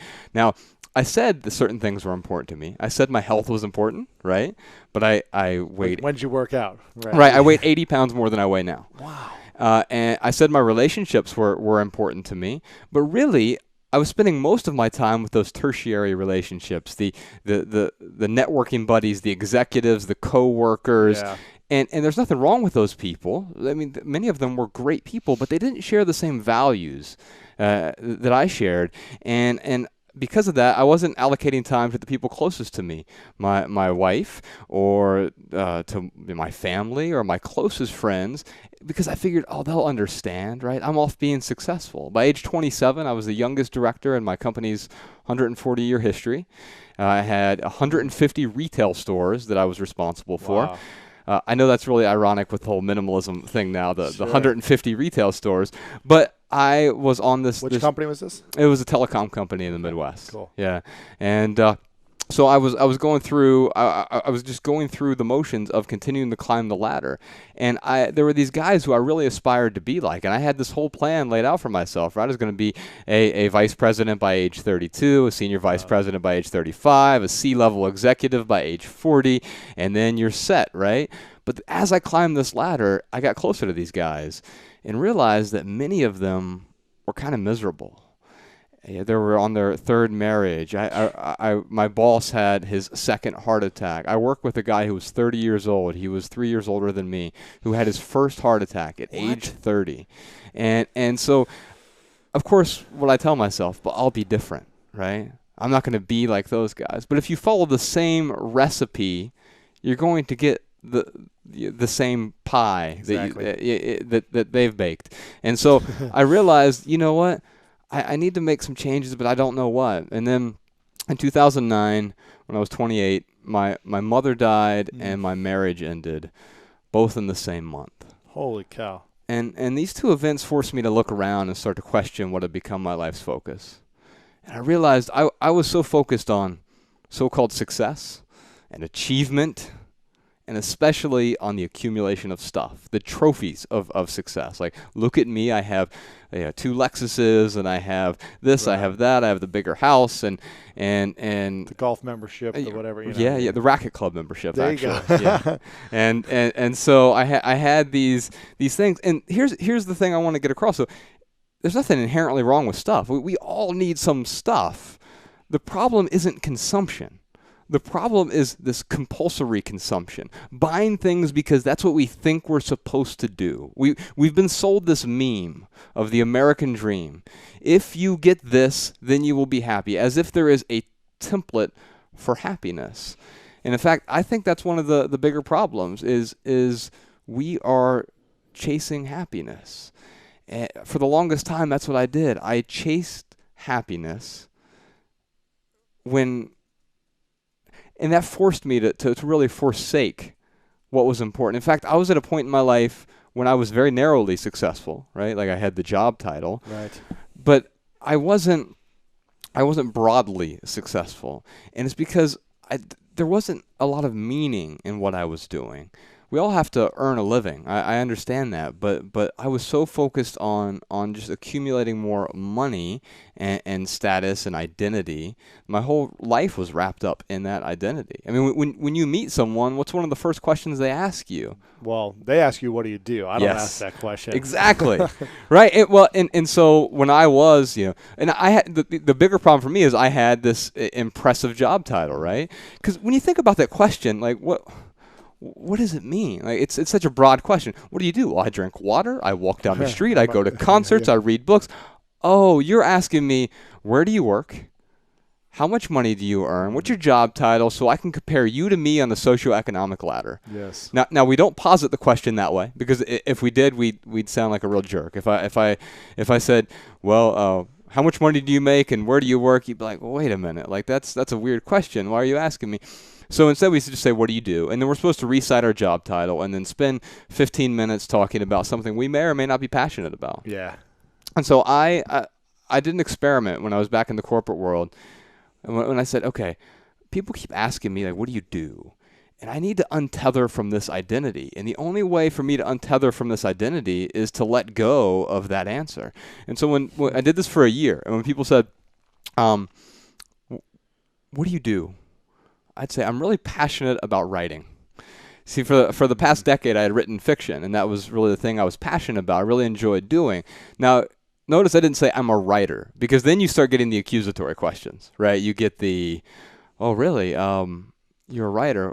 Who's your publisher? Who's your agent? Right. Have you written anything I would have read? Or you? Oh, so you're saying you don't have a job? right. And so I would just instead of talking about the noun, I'm a writer, I would talk about the verb, what I'm actually passionate about doing, the creating.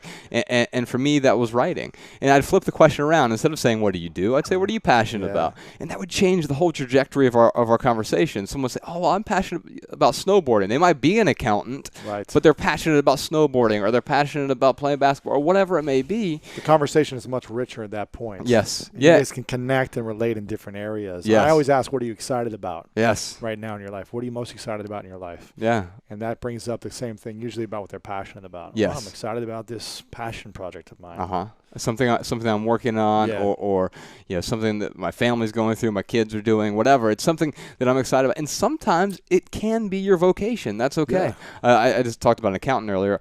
Our accountant back in Missoula, Montana, he is passionate about accounting. Now, I don't know how someone could personally be passionate. I could not be. People love numbers. They love figuring out the solutions, solving the problems. Now, my guess is, knowing you, it'd be very difficult for you to be passionate about accounting, right? I would not love it. Yeah, no. And same for me. It'd be hard for me to be passionate about accounting. Now, there are other people who are passionate about horseback riding, right? I couldn't see myself being passionate about horseback riding either, and that's okay. The key is that, there isn't one thing that we were born to do with our lives, right? You weren't born to be an astronaut or a yoga teacher or an accountant. The truth for me was that what I was doing as a vocation didn't necessarily align with my values, with my beliefs, with my interests, with my desires.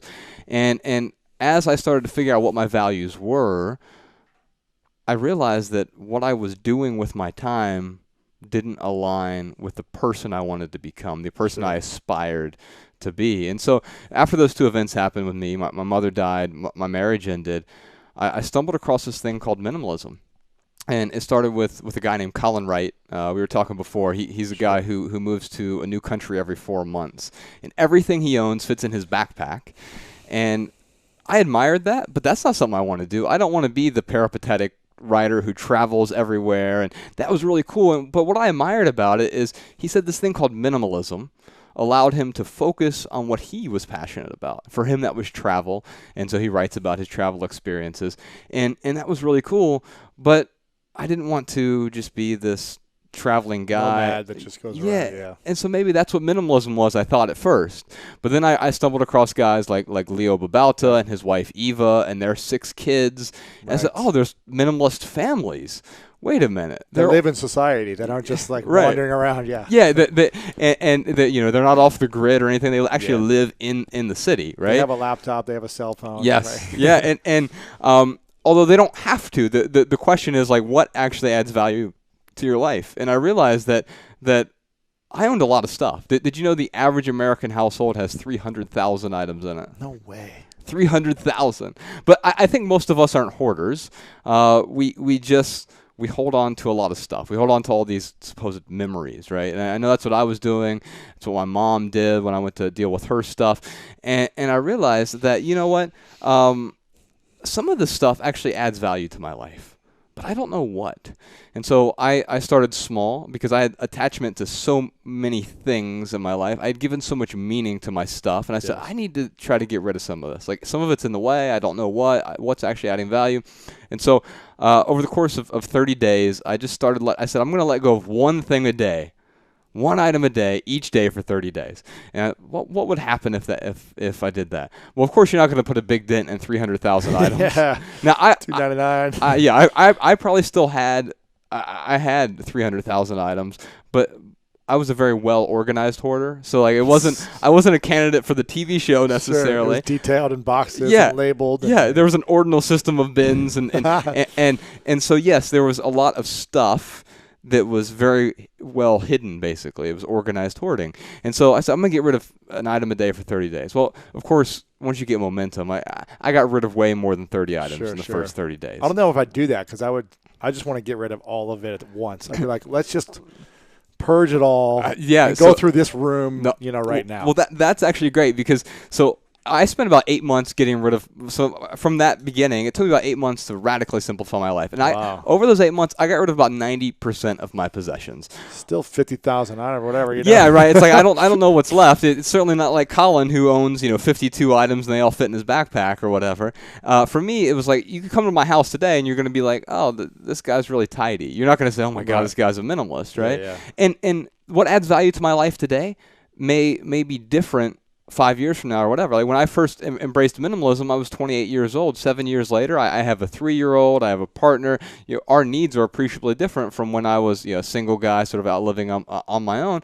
Although it's not, my values aren't different. Yes. And I think that's what's important, is identifying what is important in my life and what items, what material possessions are going to augment that experience and not get in the way. Yes. And so letting go allowed me to figure out the paradox of minimalism is I get far more value from the material items I own now than by watering them down with hundreds of thousands of items. It's kind of like you were the original Magic Guide of Tidying Up, right? Like that book came out like a year ago, didn't it? Yeah. It came, when Ryan and I were on a book tour for our second book, Everything That Remains, and I think it came out right around that same time. And that thing blew up, man. It really did, and I think a lot of the professional organizers really get it. That scene of, I always say the easiest way to organize your stuff is to get rid of most of it. Yes. And I think professional organizers understand that. I think the problem that we run into with us amateurs, and me being an amateur organizer, what I've realized is that most people just try to cover up the problem by organizing. And this is what I did. I'd go to the container store and buy all these containers and have this whole system for hiding stuff in my basement. You didn't need the stuff in the first place. Exactly, right? And so when I simplify my life, people at work started coming up to me and saying, you know what, you seem less stressed. You seem so much calmer. And I didn't jump up and say, look at me, I'm becoming a minimalist, and all of you need to too. I wasn't out proselytizing. Like I wasn't out trying to convert anyone to minimalism. Right. In fact, I'm still not trying to convert anyone to minimalism. I just want to share a recipe that's worked really well for me in hopes that some people can tweeze out a few ingredients and apply it to their own life in some way. And so after I let go, my best friend of 20-something years, a guy named Ryan Nicodemus, we worked together. We climbed the corporate ladder together. We knew each other since we were fat little fifth graders. And he came to me one day and he said, why the hell are you so happy? And I said, let me talk to you about this thing called minimalism. And I explained how I'd let go and sort of purged 90% of my possessions over the last 8 months. And he was like you. Because he was like, you spent 8 months getting rid of your stuff? Like, that sounds really awesome. I want to do it now. Yeah, right. And I'm like, okay. He's like, how can I become a minimalist? Like in a week. Yeah. In a weekend. Pretty much. And so he came up with this idea called a packing party, where the easiest way to start to deal with your stuff, and this, whenever you move, you realize, like, oh, I've got a lot of stuff to move, right? So he boxed up everything in his 2,000 square foot condo in Dayton, Ohio, and I mean literally everything. He had 3 bedrooms, 2 bathrooms, 2 living rooms. I mean, a single guy with a cat and 2 living rooms, and he's like, why do I have all this stuff? So he boxed up everything as if he were moving, put it all in his second living room, stacked halfway to his 12-foot ceiling, and said, okay, over the next 3 weeks, I'm going to unpack only the items I truly need. And I don't know what's in all these boxes for sure, but, so that first night he's unpacking a toothbrush and some toothpaste and then clothes for work the next day, a bed and bed sheets. He even packed up his furniture, like everything as if he were moving.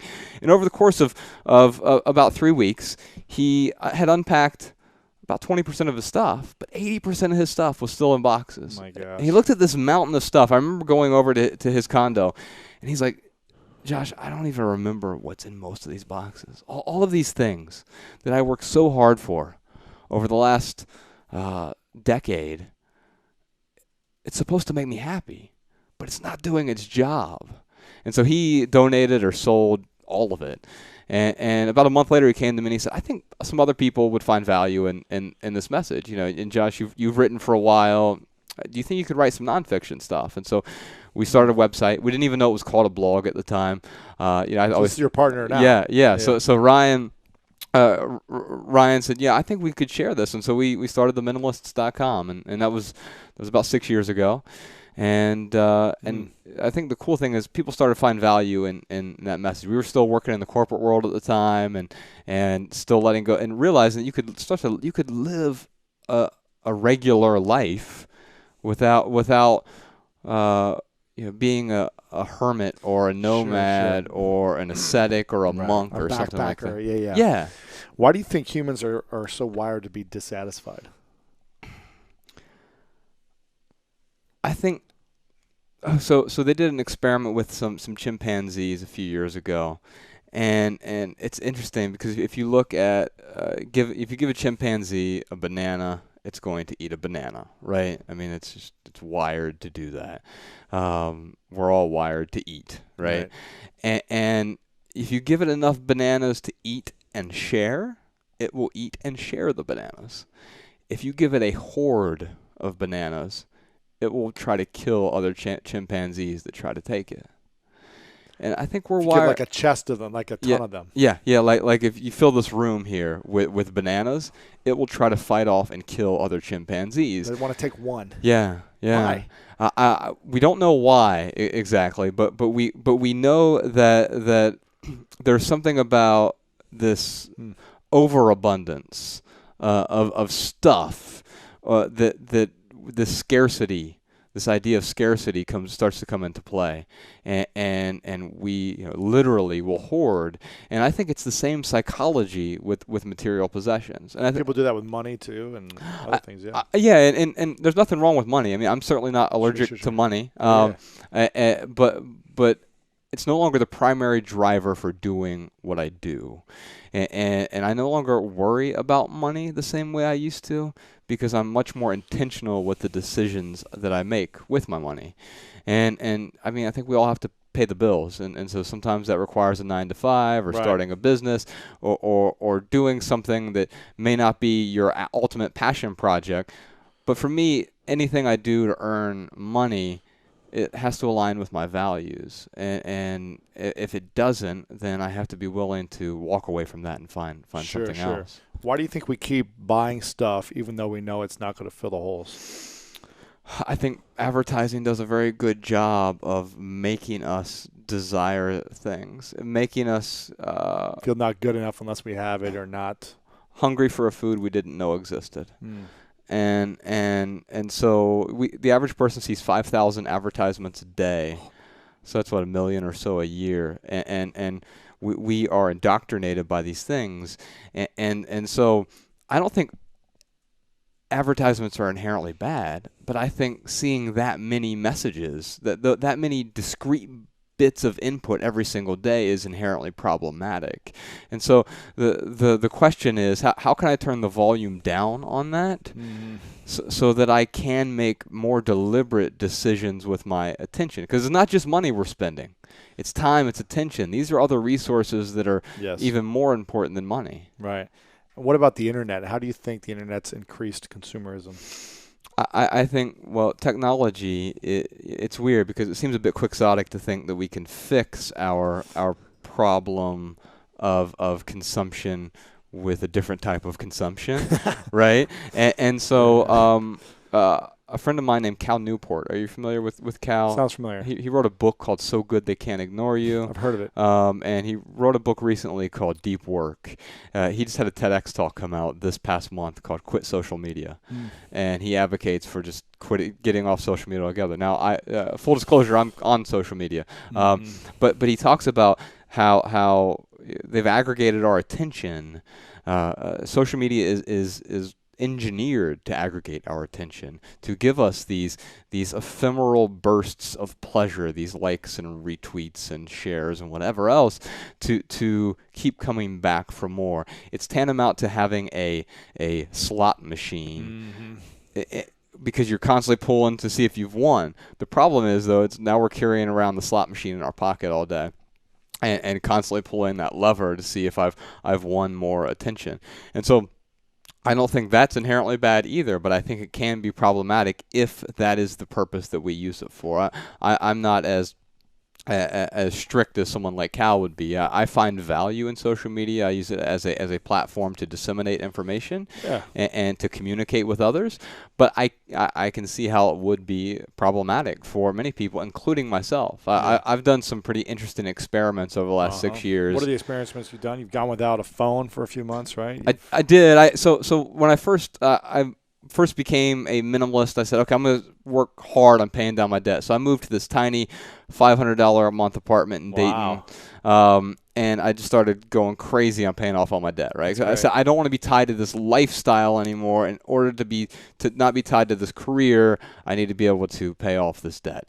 And so I went on the ramen noodle diet. Not literally, but the $1,000 a month lifestyle. Yes, I spent as little as I could so that I could get out of debt and no longer be tied to these same obligations, right? And so when I moved into that apartment, I didn't hook up internet for the first few days because it was like a weekend or whatever. And I'm like, I wonder if I could go 30 days without internet at home. 30 days without internet. So I'm going to try it. It'll give me something to write about, right? Sure. That was 5 years ago, and I have not had internet at home since. And I run an online business. Holy cow! And so I can tell you the reason I don't have internet. What about on your phone? You've got internet there. Sort of. But I found a way around that too because I wanted to be able to write about that. Wow. So it was the most productive month of my life. Wow.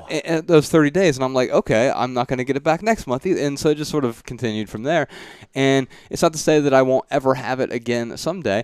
We have an office in Missoula, Montana, so I drive to the office, and it's a place where I can schedule it. Yeah, I can work there, and I have an office at home too, and but there's no internet there. But that's a place for me to create. But you're probably so focused when you're at home writing. It's deep work. It's full concentration. You're in the flow. Yeah, you're not distracted by social media likes and who left a comment here and exactly. And so yes, I do have a phone at home, but I keep it on as soon as I get home. The first thing I do is put it on its charging stand.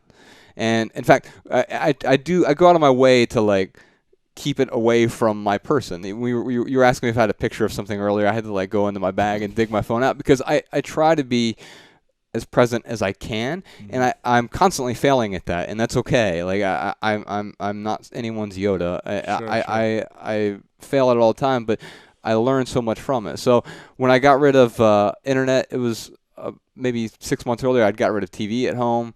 And realized that that wasn't adding as much value as I thought it was. It was disconnecting you from your partner or your children or whatever. Yeah. And so I was so no TV. I had no TV, and then I did no internet, and then for 2 months I got rid of my cell phone.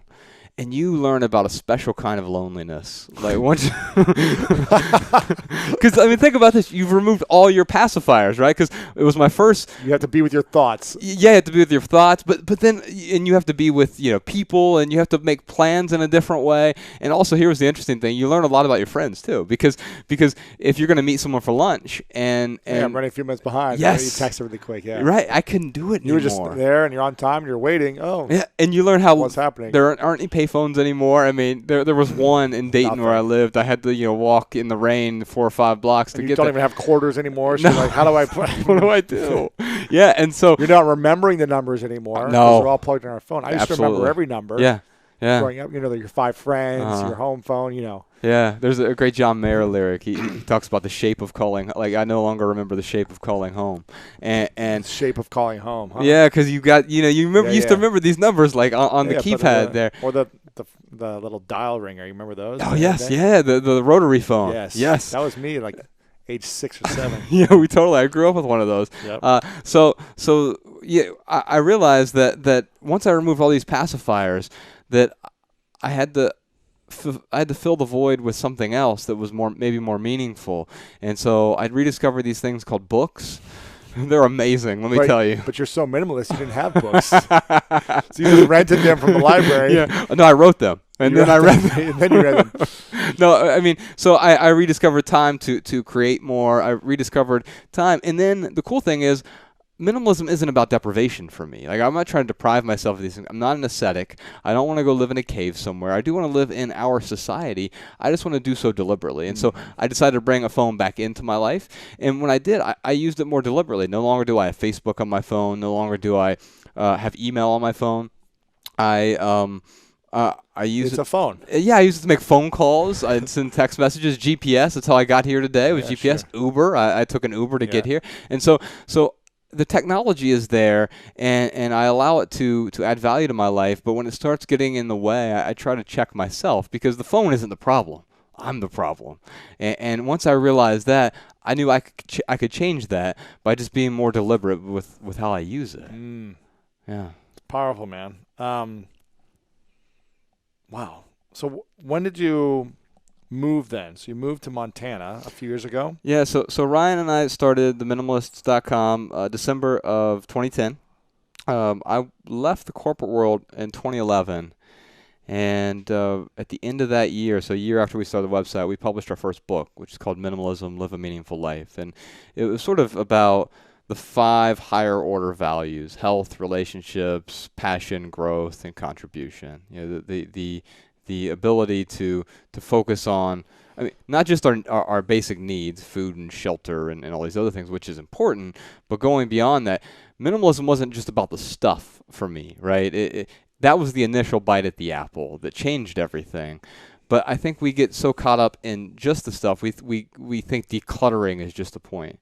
I think anyone watching or listening to this could go rent a dumpster, throw all their crap in it, and be utterly miserable because you've just removed the pacifiers.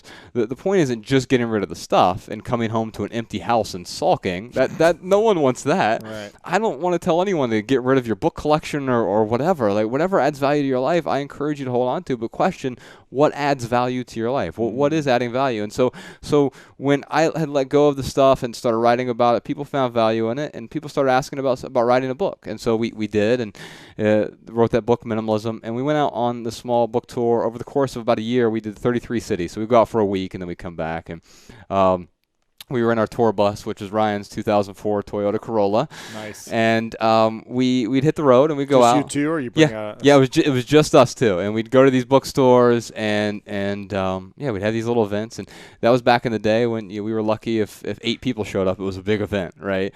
And that was so great. I mean, it was more like a listening tour. I remember our 4th tour stop. We were in Knoxville, Tennessee, and there was no one there. There was literally no one there. We're sitting there at this bookstore, and we're like, okay, I guess this is it. It was like a little coffee shop there, and like, all right, I'm gonna get a coffee to go. We're driving back to Dayton tonight. No way. Yeah, and as we're leaving, this guy who and his girlfriend goes, hey, you're the Minimalists. And I'm like, yes, we are. And we're just setting up. Yeah, he's like, hey, we drove like 3 hours to come see you. Wow. And it ended up being this awesome one-on-one session. This guy who had a lot of sort of issues in his life, and it was a perfect opportunity to have this almost like one-on-one coaching with this guy that we wouldn't have been able to have otherwise if dozens of people had shown up or hundreds or thousands of people had shown up. And we learned a lot from that tour and just going out on the road and listening to people and hearing their stories and telling our stories and figure out what stories resonated, which ones didn't. And that's actually how we wrote our second book. So at the end of that tour, we finished in Vancouver, BC. We were driving back to Dayton, Ohio, and we had to drive through Missoula, Montana. And driving through the state of Montana, it's like a 10-hour drive. I mean, it's this massive state. We woke up in Coeur d'Alene, Idaho. It was gorgeous, and it just got more gorgeous throughout the day. And Ryan looked over at me, and he goes, hey, man, we've got to come back out here to write the next book. So we rented a cabin in the middle of nowhere, Montana, near Butte, and on the side of a mountain for, it was like $800 a month to be in the middle of this gorgeous wilderness. And we wrote that second book, or the first draft of it, and we wake up every day. It's negative 28 degrees outside, and it's a conducive environment for writing. I'll just say that. Stay in and write. Yeah, you can do push-ups and write, and that's about it. That's right? soup. Yeah. And so we moved out to Montana, and we found ourselves sort of gravitating toward Missoula, Montana, which is the city there. And when we were writing that book, it really came from all the stories that resonated with the people from that last tour. Like, okay, this story really resonated, and we're talking about the packing party, or we would talk about, my mom's death and me going through her material possessions and trying to let go of sentimental items. And so we learned what resonated, what didn't. The things I thought were very profound, landed on deaf ears. And the other things, the packing party was sort of an afterthought, and that really resonated with people. Wow. And so what we learned was that here are the things that people find value in. Let's share more of that. And so, yeah, we ended up in Montana about 4 years ago, and we've been there ever since. What do you think brings you the most fulfillment today?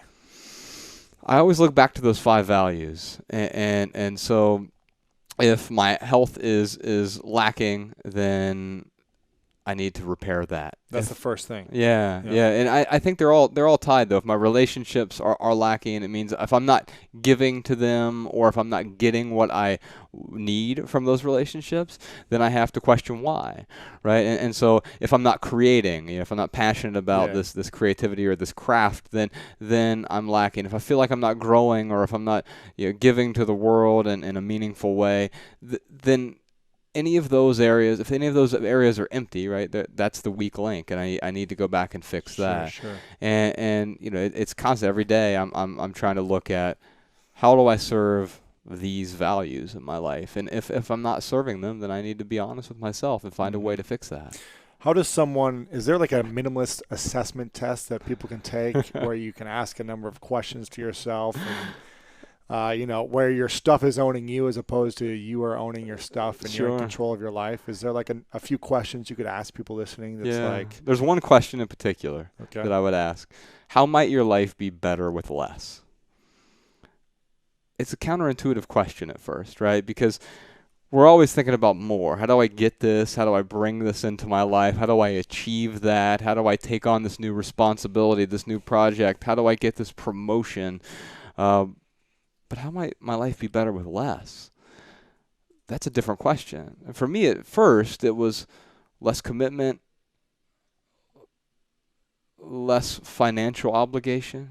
For me, I had all that debt. And so the first benefit for me was regaining control of my finances. And developing a plan to deal with that. And to do that, I had to be less focused on the stuff. I had to sell a lot of stuff. I had to stop accumulating and buying things, because the price tag is one cost, but then there's all these other costs as well. You have to have the space to store it, or to clean it, or to take care of it, or to charge it, or to whatever, put gas in it, all of these things. And so by asking that question, how might your life be better with less? You identify what the benefits are for you, and they're different for everyone. I had a 93-year-old come to our last event in San Diego, and she came in the hug line afterward, and she goes, "I just want you to know that," she brought 3 generations of daughters, so her daughter, her granddaughter, and her great-granddaughter with her. And she goes, "I just want you to know that I'm 93 years old, and I am finally simplifying my life for the first time." Wow. We had a 13-year-old show up in Omaha, Nebraska, and I'm like, "Hey, buddy, did your mom drag you out here? I see you're with your mom here." He's like, "Are you kidding me? I dragged her out here because I thought maybe my parents could find some value, some benefits in this minimalist message." That's cool. And what I learned is the benefits are going to be different for everyone, but we're all asking the same question. It's, how do I live a more meaningful life? And part of that has to do with just changing our focus to figuring out what's important. Yeah, I would say, I bet if you came into my place right now and you looked around, you wouldn't think I'm a minimalist, but I really don't accumulate a lot of I would things. think you're intentional. Yeah, I'm very intentional. Yeah. Like, it's all, I don't want to have a blank room in here, so I have some stuff on the, it's intentional things. Yeah. But this is like pretty much it. When I moved to LA, I had 2 bags, a laptop, and a guitar. Minimalist. I didn't have anything else. In Ohio, I got rid of all my stuff, moved to New York City, and I had 2 bags when I came here to LA. And I really don't need much. I've got an older car. It's a $4,000 car that I bought. Sure. But I'm not looking to buy new things. Yeah. I would say I'm looking to have impactful things and updated equipment that I could use to produce better quality They're content. tools, Yeah, though, right? Tools, exactly. Yeah, and I think that's how a lot of the and things this is my home are. and my office. Yes. Yeah. So it's like I'm maximizing my space. For sure. And you'll talk to my assistant, I purge probably every few months because I get a bunch of just packages and bags constantly, gear from people always sending me stuff. And Right. I'm just trying to purge it as often as I can to make my closet simple and clean and organized. Just is minimal, but not to the extreme. You know what I mean? Yeah, and for me, minimalism isn't a radical lifestyle. It's a practical lifestyle, and my version of minimalism is going to look different from your version. It's going to look different from Leo's version, who has 6 kids. His will necessarily look different. I'll tell you this, Leo is the ultimate minimalist. He washes his shirts in the sink still. No way. He doesn't make his family do that, but he does it as a ritual. And to show that he doesn't have to have this attachment to these things. And I find I like the washer and dryer. Amen. No, I like simplicity. I have a washer and dryer. I do too, but he finds value in that ritual. Sure. And so that's different for him. And what I've realized is that as a minimalist, everything I own serves a purpose or it brings me joy. So whether it's serving a purpose, like the equipment that you have here, those are all tools, or they bring you joy, like aesthetic joy, like you have these photos and artwork and things on the walls and on hangers and things like that. That serves an aesthetic purpose as well, and so it brings you joy in some way, and so I think that's great. I don't want people to deprive themselves or think that's necessary. Now, you can temporarily deprive yourself. I think sometimes that's helpful. If you remove something from your life for a temporary period of time, like I did with the cell phone, to figure out, when I bring it back in, does this actually add value? And if so, how can it add the most value to my life? Mm-hmm. Yeah. What do you think people listening could do to get started? Whether they want to say, I want to get rid of some things, or I want to be more minimalist or more intentional. Sure. Is there one post that we could refer them to? Is there a set of 3 things they can start with? What's something they can do? So start with that question, and that one's so important because you need to identify what the benefits are for you. We all know instinctually how to declutter your closet, right? So you're never going to see me and Ryan write about, here are the 67 ways for you to declutter your closet. Go get the magic guide of tidying up. Right. Yeah, I'm not opposed to that, but it's just not my thing. We don't write the how-to stuff. We write the why-to stuff. And so it's important for me to understand the why-to. But some tips for how-to, I mean, I'll give you 3 things really quickly. Number 1 is 30-day minimalism game. You can find that at theminimalists.com/game. Here's how it works really quick. We'll have it linked up too for you guys. Yeah, great. If you want to throw it in the show notes, that'd be awesome. But basically, I think decluttering, personally, just for me, is kind of boring. And so we found a way to make it a little more fun with some friendly competition. So at the beginning of a month, you partner up with someone, a friend, a family member, a coworker, your arch nemesis, whoever it may be, and you decide to let go of some stuff over the course of the month. Now, on the first day of the month, it's really easy. You each get rid of 1 item. Second day of the month, 2 items. Third day of the month, 3 items. So you get that momentum you need. It starts off really easy, but by mid-month, it's much more difficult. 15th day of the month, I have to get rid of 15 items. 20th day of the month, 20 items. And whoever goes the longest wins. So you can wager whatever you want. You bet $1, bet a lunch, or whatever you want to bet. If you both make it to the end of the month, you both won, though, because you've both gotten rid of 500 items, and it's a really good start. And I find that we've had tens of thousands of listeners share stuff on social media now. So if you go to that post, you can find a link and see a bunch of pictures of people sharing online as well. So having that other person there to help keep you accountable and you keep them accountable makes it more enjoyable, but it also sustains the process a lot longer. How does someone go through this? Say you get rid of 100,000 things or whatever because you think it's a cool idea, but how do you do it so you don't reaccumulate those things? Sure. So there's a deeper why that keeps you maintaining it. Yes. How does someone so do that? Well, I did a few things. So the question that was really important to me early on was, does this add value to my life when I was letting go of stuff? But then as an experiment at the beginning of 2011, so this is about a month after we had started our website, I needed something to write about. And so I decided, well, we're the minimalists. I'm going to be the authority on this, so I need something to write about. I'm not going to buy anything this year as a New Year's resolution, except for food and hygiene products, right? And so I'm not going to buy any new material possessions for a year. No clothes. Yeah, no clothes, no electronics. No new gear, no new tools for your business. Nothing. Not even for your business. Yeah, not even for the business, right? I'm just going to do this for a year to see what happens. Food and toiletries. Yes. Yeah. Okay. Man, was that way more difficult than I thought. Oh my goodness. Especially with Amazon at your fingertips and everything else, it becomes nearly impossible. But what I did, it took about 4 months to really retrain myself, because I'd be at a store and I'd see, I really want to buy this glass. I think it's beautiful. I'm going to buy this. Oh wait, I can't buy I'm doing this experiment. And then I'd be at the store a week later getting some deodorant or whatever, and I really want to. Oh, that's right. I can't. And about the 4 month mark, I started. I want to get this gift for someone. Yeah. Oh, I can't. I can't. Yeah. I'll write them a letter instead. Or make them a gift. Or buy an experience. concert tickets or spend time with someone. So I still spent money on experiences, but not on material possessions. And so, but by the end of 4 months, I would walk by this glass and say, "Oh, that's a really nice glass. I really like that." And that was it. I didn't feel the urge to continue to consume. And so when that feeling has stuck around for the last 5 years, I would encourage anyone who is eager to try to limit the things they're bringing into their life to set up some sort of rule like that. Now, you don't have to be as extreme as that, but even now, for me, with any big purchase, it's over $250, I have to wait at least a month in order to make that purchase. Think about it, and then a month later, then you can purchase it if you still want it. Yeah, if I still want it, if I still need it, if I still think it's going to add value to my life. And that forces me to continue to contemplate that. And so I'm asking that question. I've asked that question so much, does this add value to my life, that it's no longer an intellectual exercise, it's an emotional one. Is this going to add value to my life? I'm going to know. You know in a moment. Yeah, and you have to be honest with yourself. But also holding on to the thing. Just because I get value from this today doesn't mean I'll get value from it 6 months from now. It's like a tattoo. Maybe it's a nice idea right now, but in a year or two, are you going to be glad you had it? Who is Jenny? Oh, my gosh. Yeah. No, it's but I think it's the same thing. Like, is this going to continue to add value? And if not, I have to be willing to let go. Sure.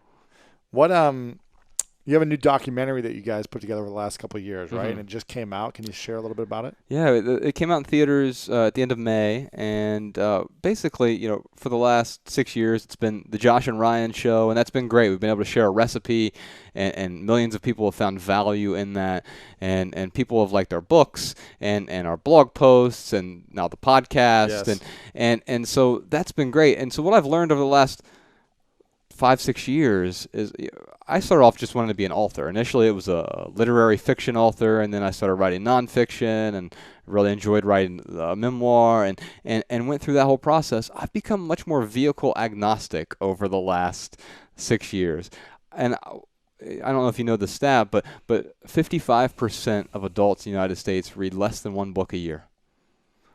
So if you just write books, it doesn't matter how awesome your book is. Half of the adult audience is won't even read one of those books. Yeah, and your book doesn't have any chance. So the people who read 10 or more books is a very slim percentage. But many people will use other mediums to consume different bits of content. And so whether that's we've done 2 TEDx talks, we've done the blog or the books. We wanted to find ways to communicate and reach people and show people that it wasn't this radical lifestyle. So we went out and we interviewed minimalists from all walks of life, minimalist entrepreneurs and minimalist families, tiny house enthusiasts. Do you know Graham Hill? He's from New York. He does this. He runs a website called Life Edited, but he has this 420 square foot apartment that we have in the documentary, and it sleeps 7. You can have dinner for 12. What? It has an office in it, and it's because it's all modular. So, like, this table comes to the floor, these beds, and it's unbelievable. And he utilizes this 400 every square inch. I mean, it's unbelievable. And so and that may not be appealing to everyone. In fact, we have one lady, Tammy Strobel, who only got one bathroom. That's a challenge. Yes, it does. Yeah, that is definitely a 12 challenge. 12 for one bathroom.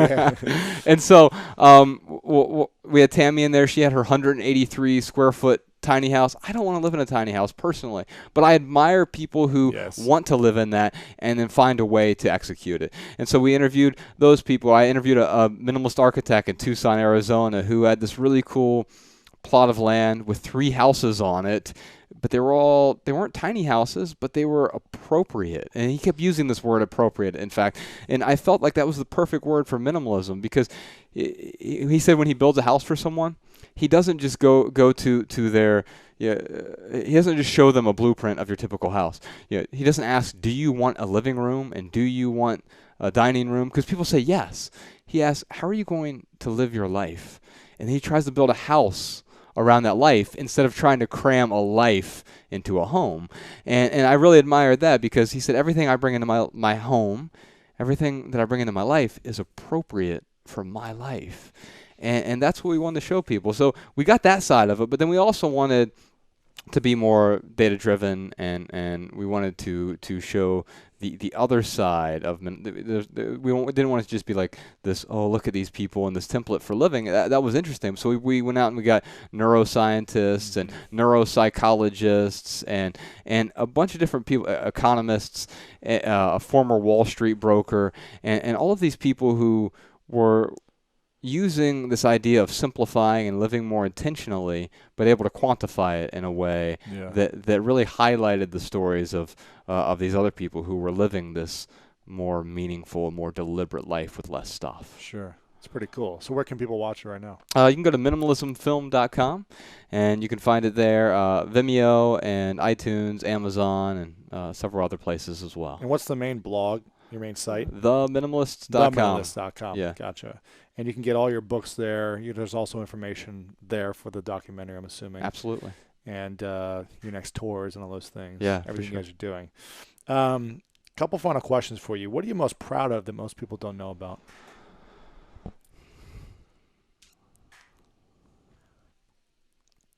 I'm proud of my short-term actions align with my long-term values, and that wasn't always the case for me. I was always living for someday. I'll get to that someday in some non-existent hypothetical future. I'll do this passion project. I'll focus on my health. I'll focus on my relationships. Yeah, I'll give to charity someday. But of course, someday is never never comes. And so, I turned someday into today, and I'm much more deliberate with the decisions I make today because I realize it impacts not just myself and others, but it impacts the future self and others as well. That's cool, man. Yeah. If you had do you have any tattoos? No. If you had to get a tattoo on your forehead in reverse that only you could see in a mirror when you're looking at yourself right here, what would that be? With a word or a symbol or something? Just a minus sign. A minus sign? Yeah. Oh, that's cool. I like that. Yeah. All right. What are you most grateful for in your life recently? My partner, Becca. She's amazing. I mean, I am truly in love, and man, isn't that what it's all about? Absolutely, man. Yeah. How long you guys been together? About a year and a half. Wow. Yeah, she has a 3-year-old, so I've become a parent in the last couple of years, and that has been the biggest challenge of my life, probably. Yeah. Turning into a parent without learning that. It wasn't something I anticipated, but it's been well worth it. That's cool, man. Yeah. Congrats. Thank you. That's awesome. Thanks. This is a question I ask everyone at the end of the podcast. It's called the 3 truths. Okay. So if this was your last day many, many years from now, and you've achieved everything you wanted to, you lived the minimalist lifestyle, you have the relationships you want, and you got to write down 3 things you know to be true about everything you've learned that you would pass on to the world. And this would be all that they would be able to remember you by are these 3 truths. Yeah. What would you say are yours? Number 1, let it go. It's just stuff. Number 2, you can't change the people around you, but you can change the people around you.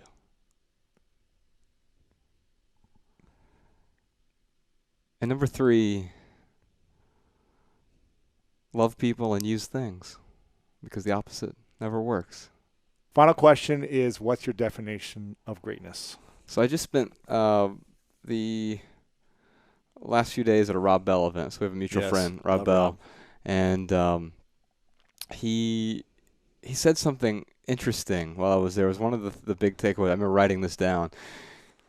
He said, greatness isn't self-conscious.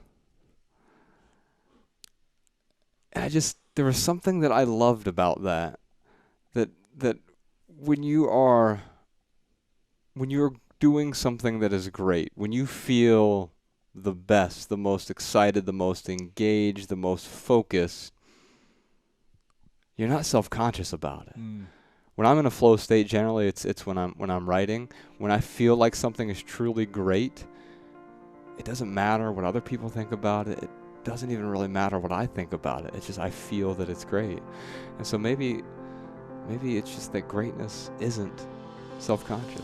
Get your credit right, negotiate your salary, get a good job, automate your money. You could buy 10,000 lattes. It doesn't make any difference at all. And so whether it's the debt snowball or whether it's earning more or whether it's automating your money, you want to make sure that this advice is something you're actually going to follow. And that means you need to bake in psychology. Yeah.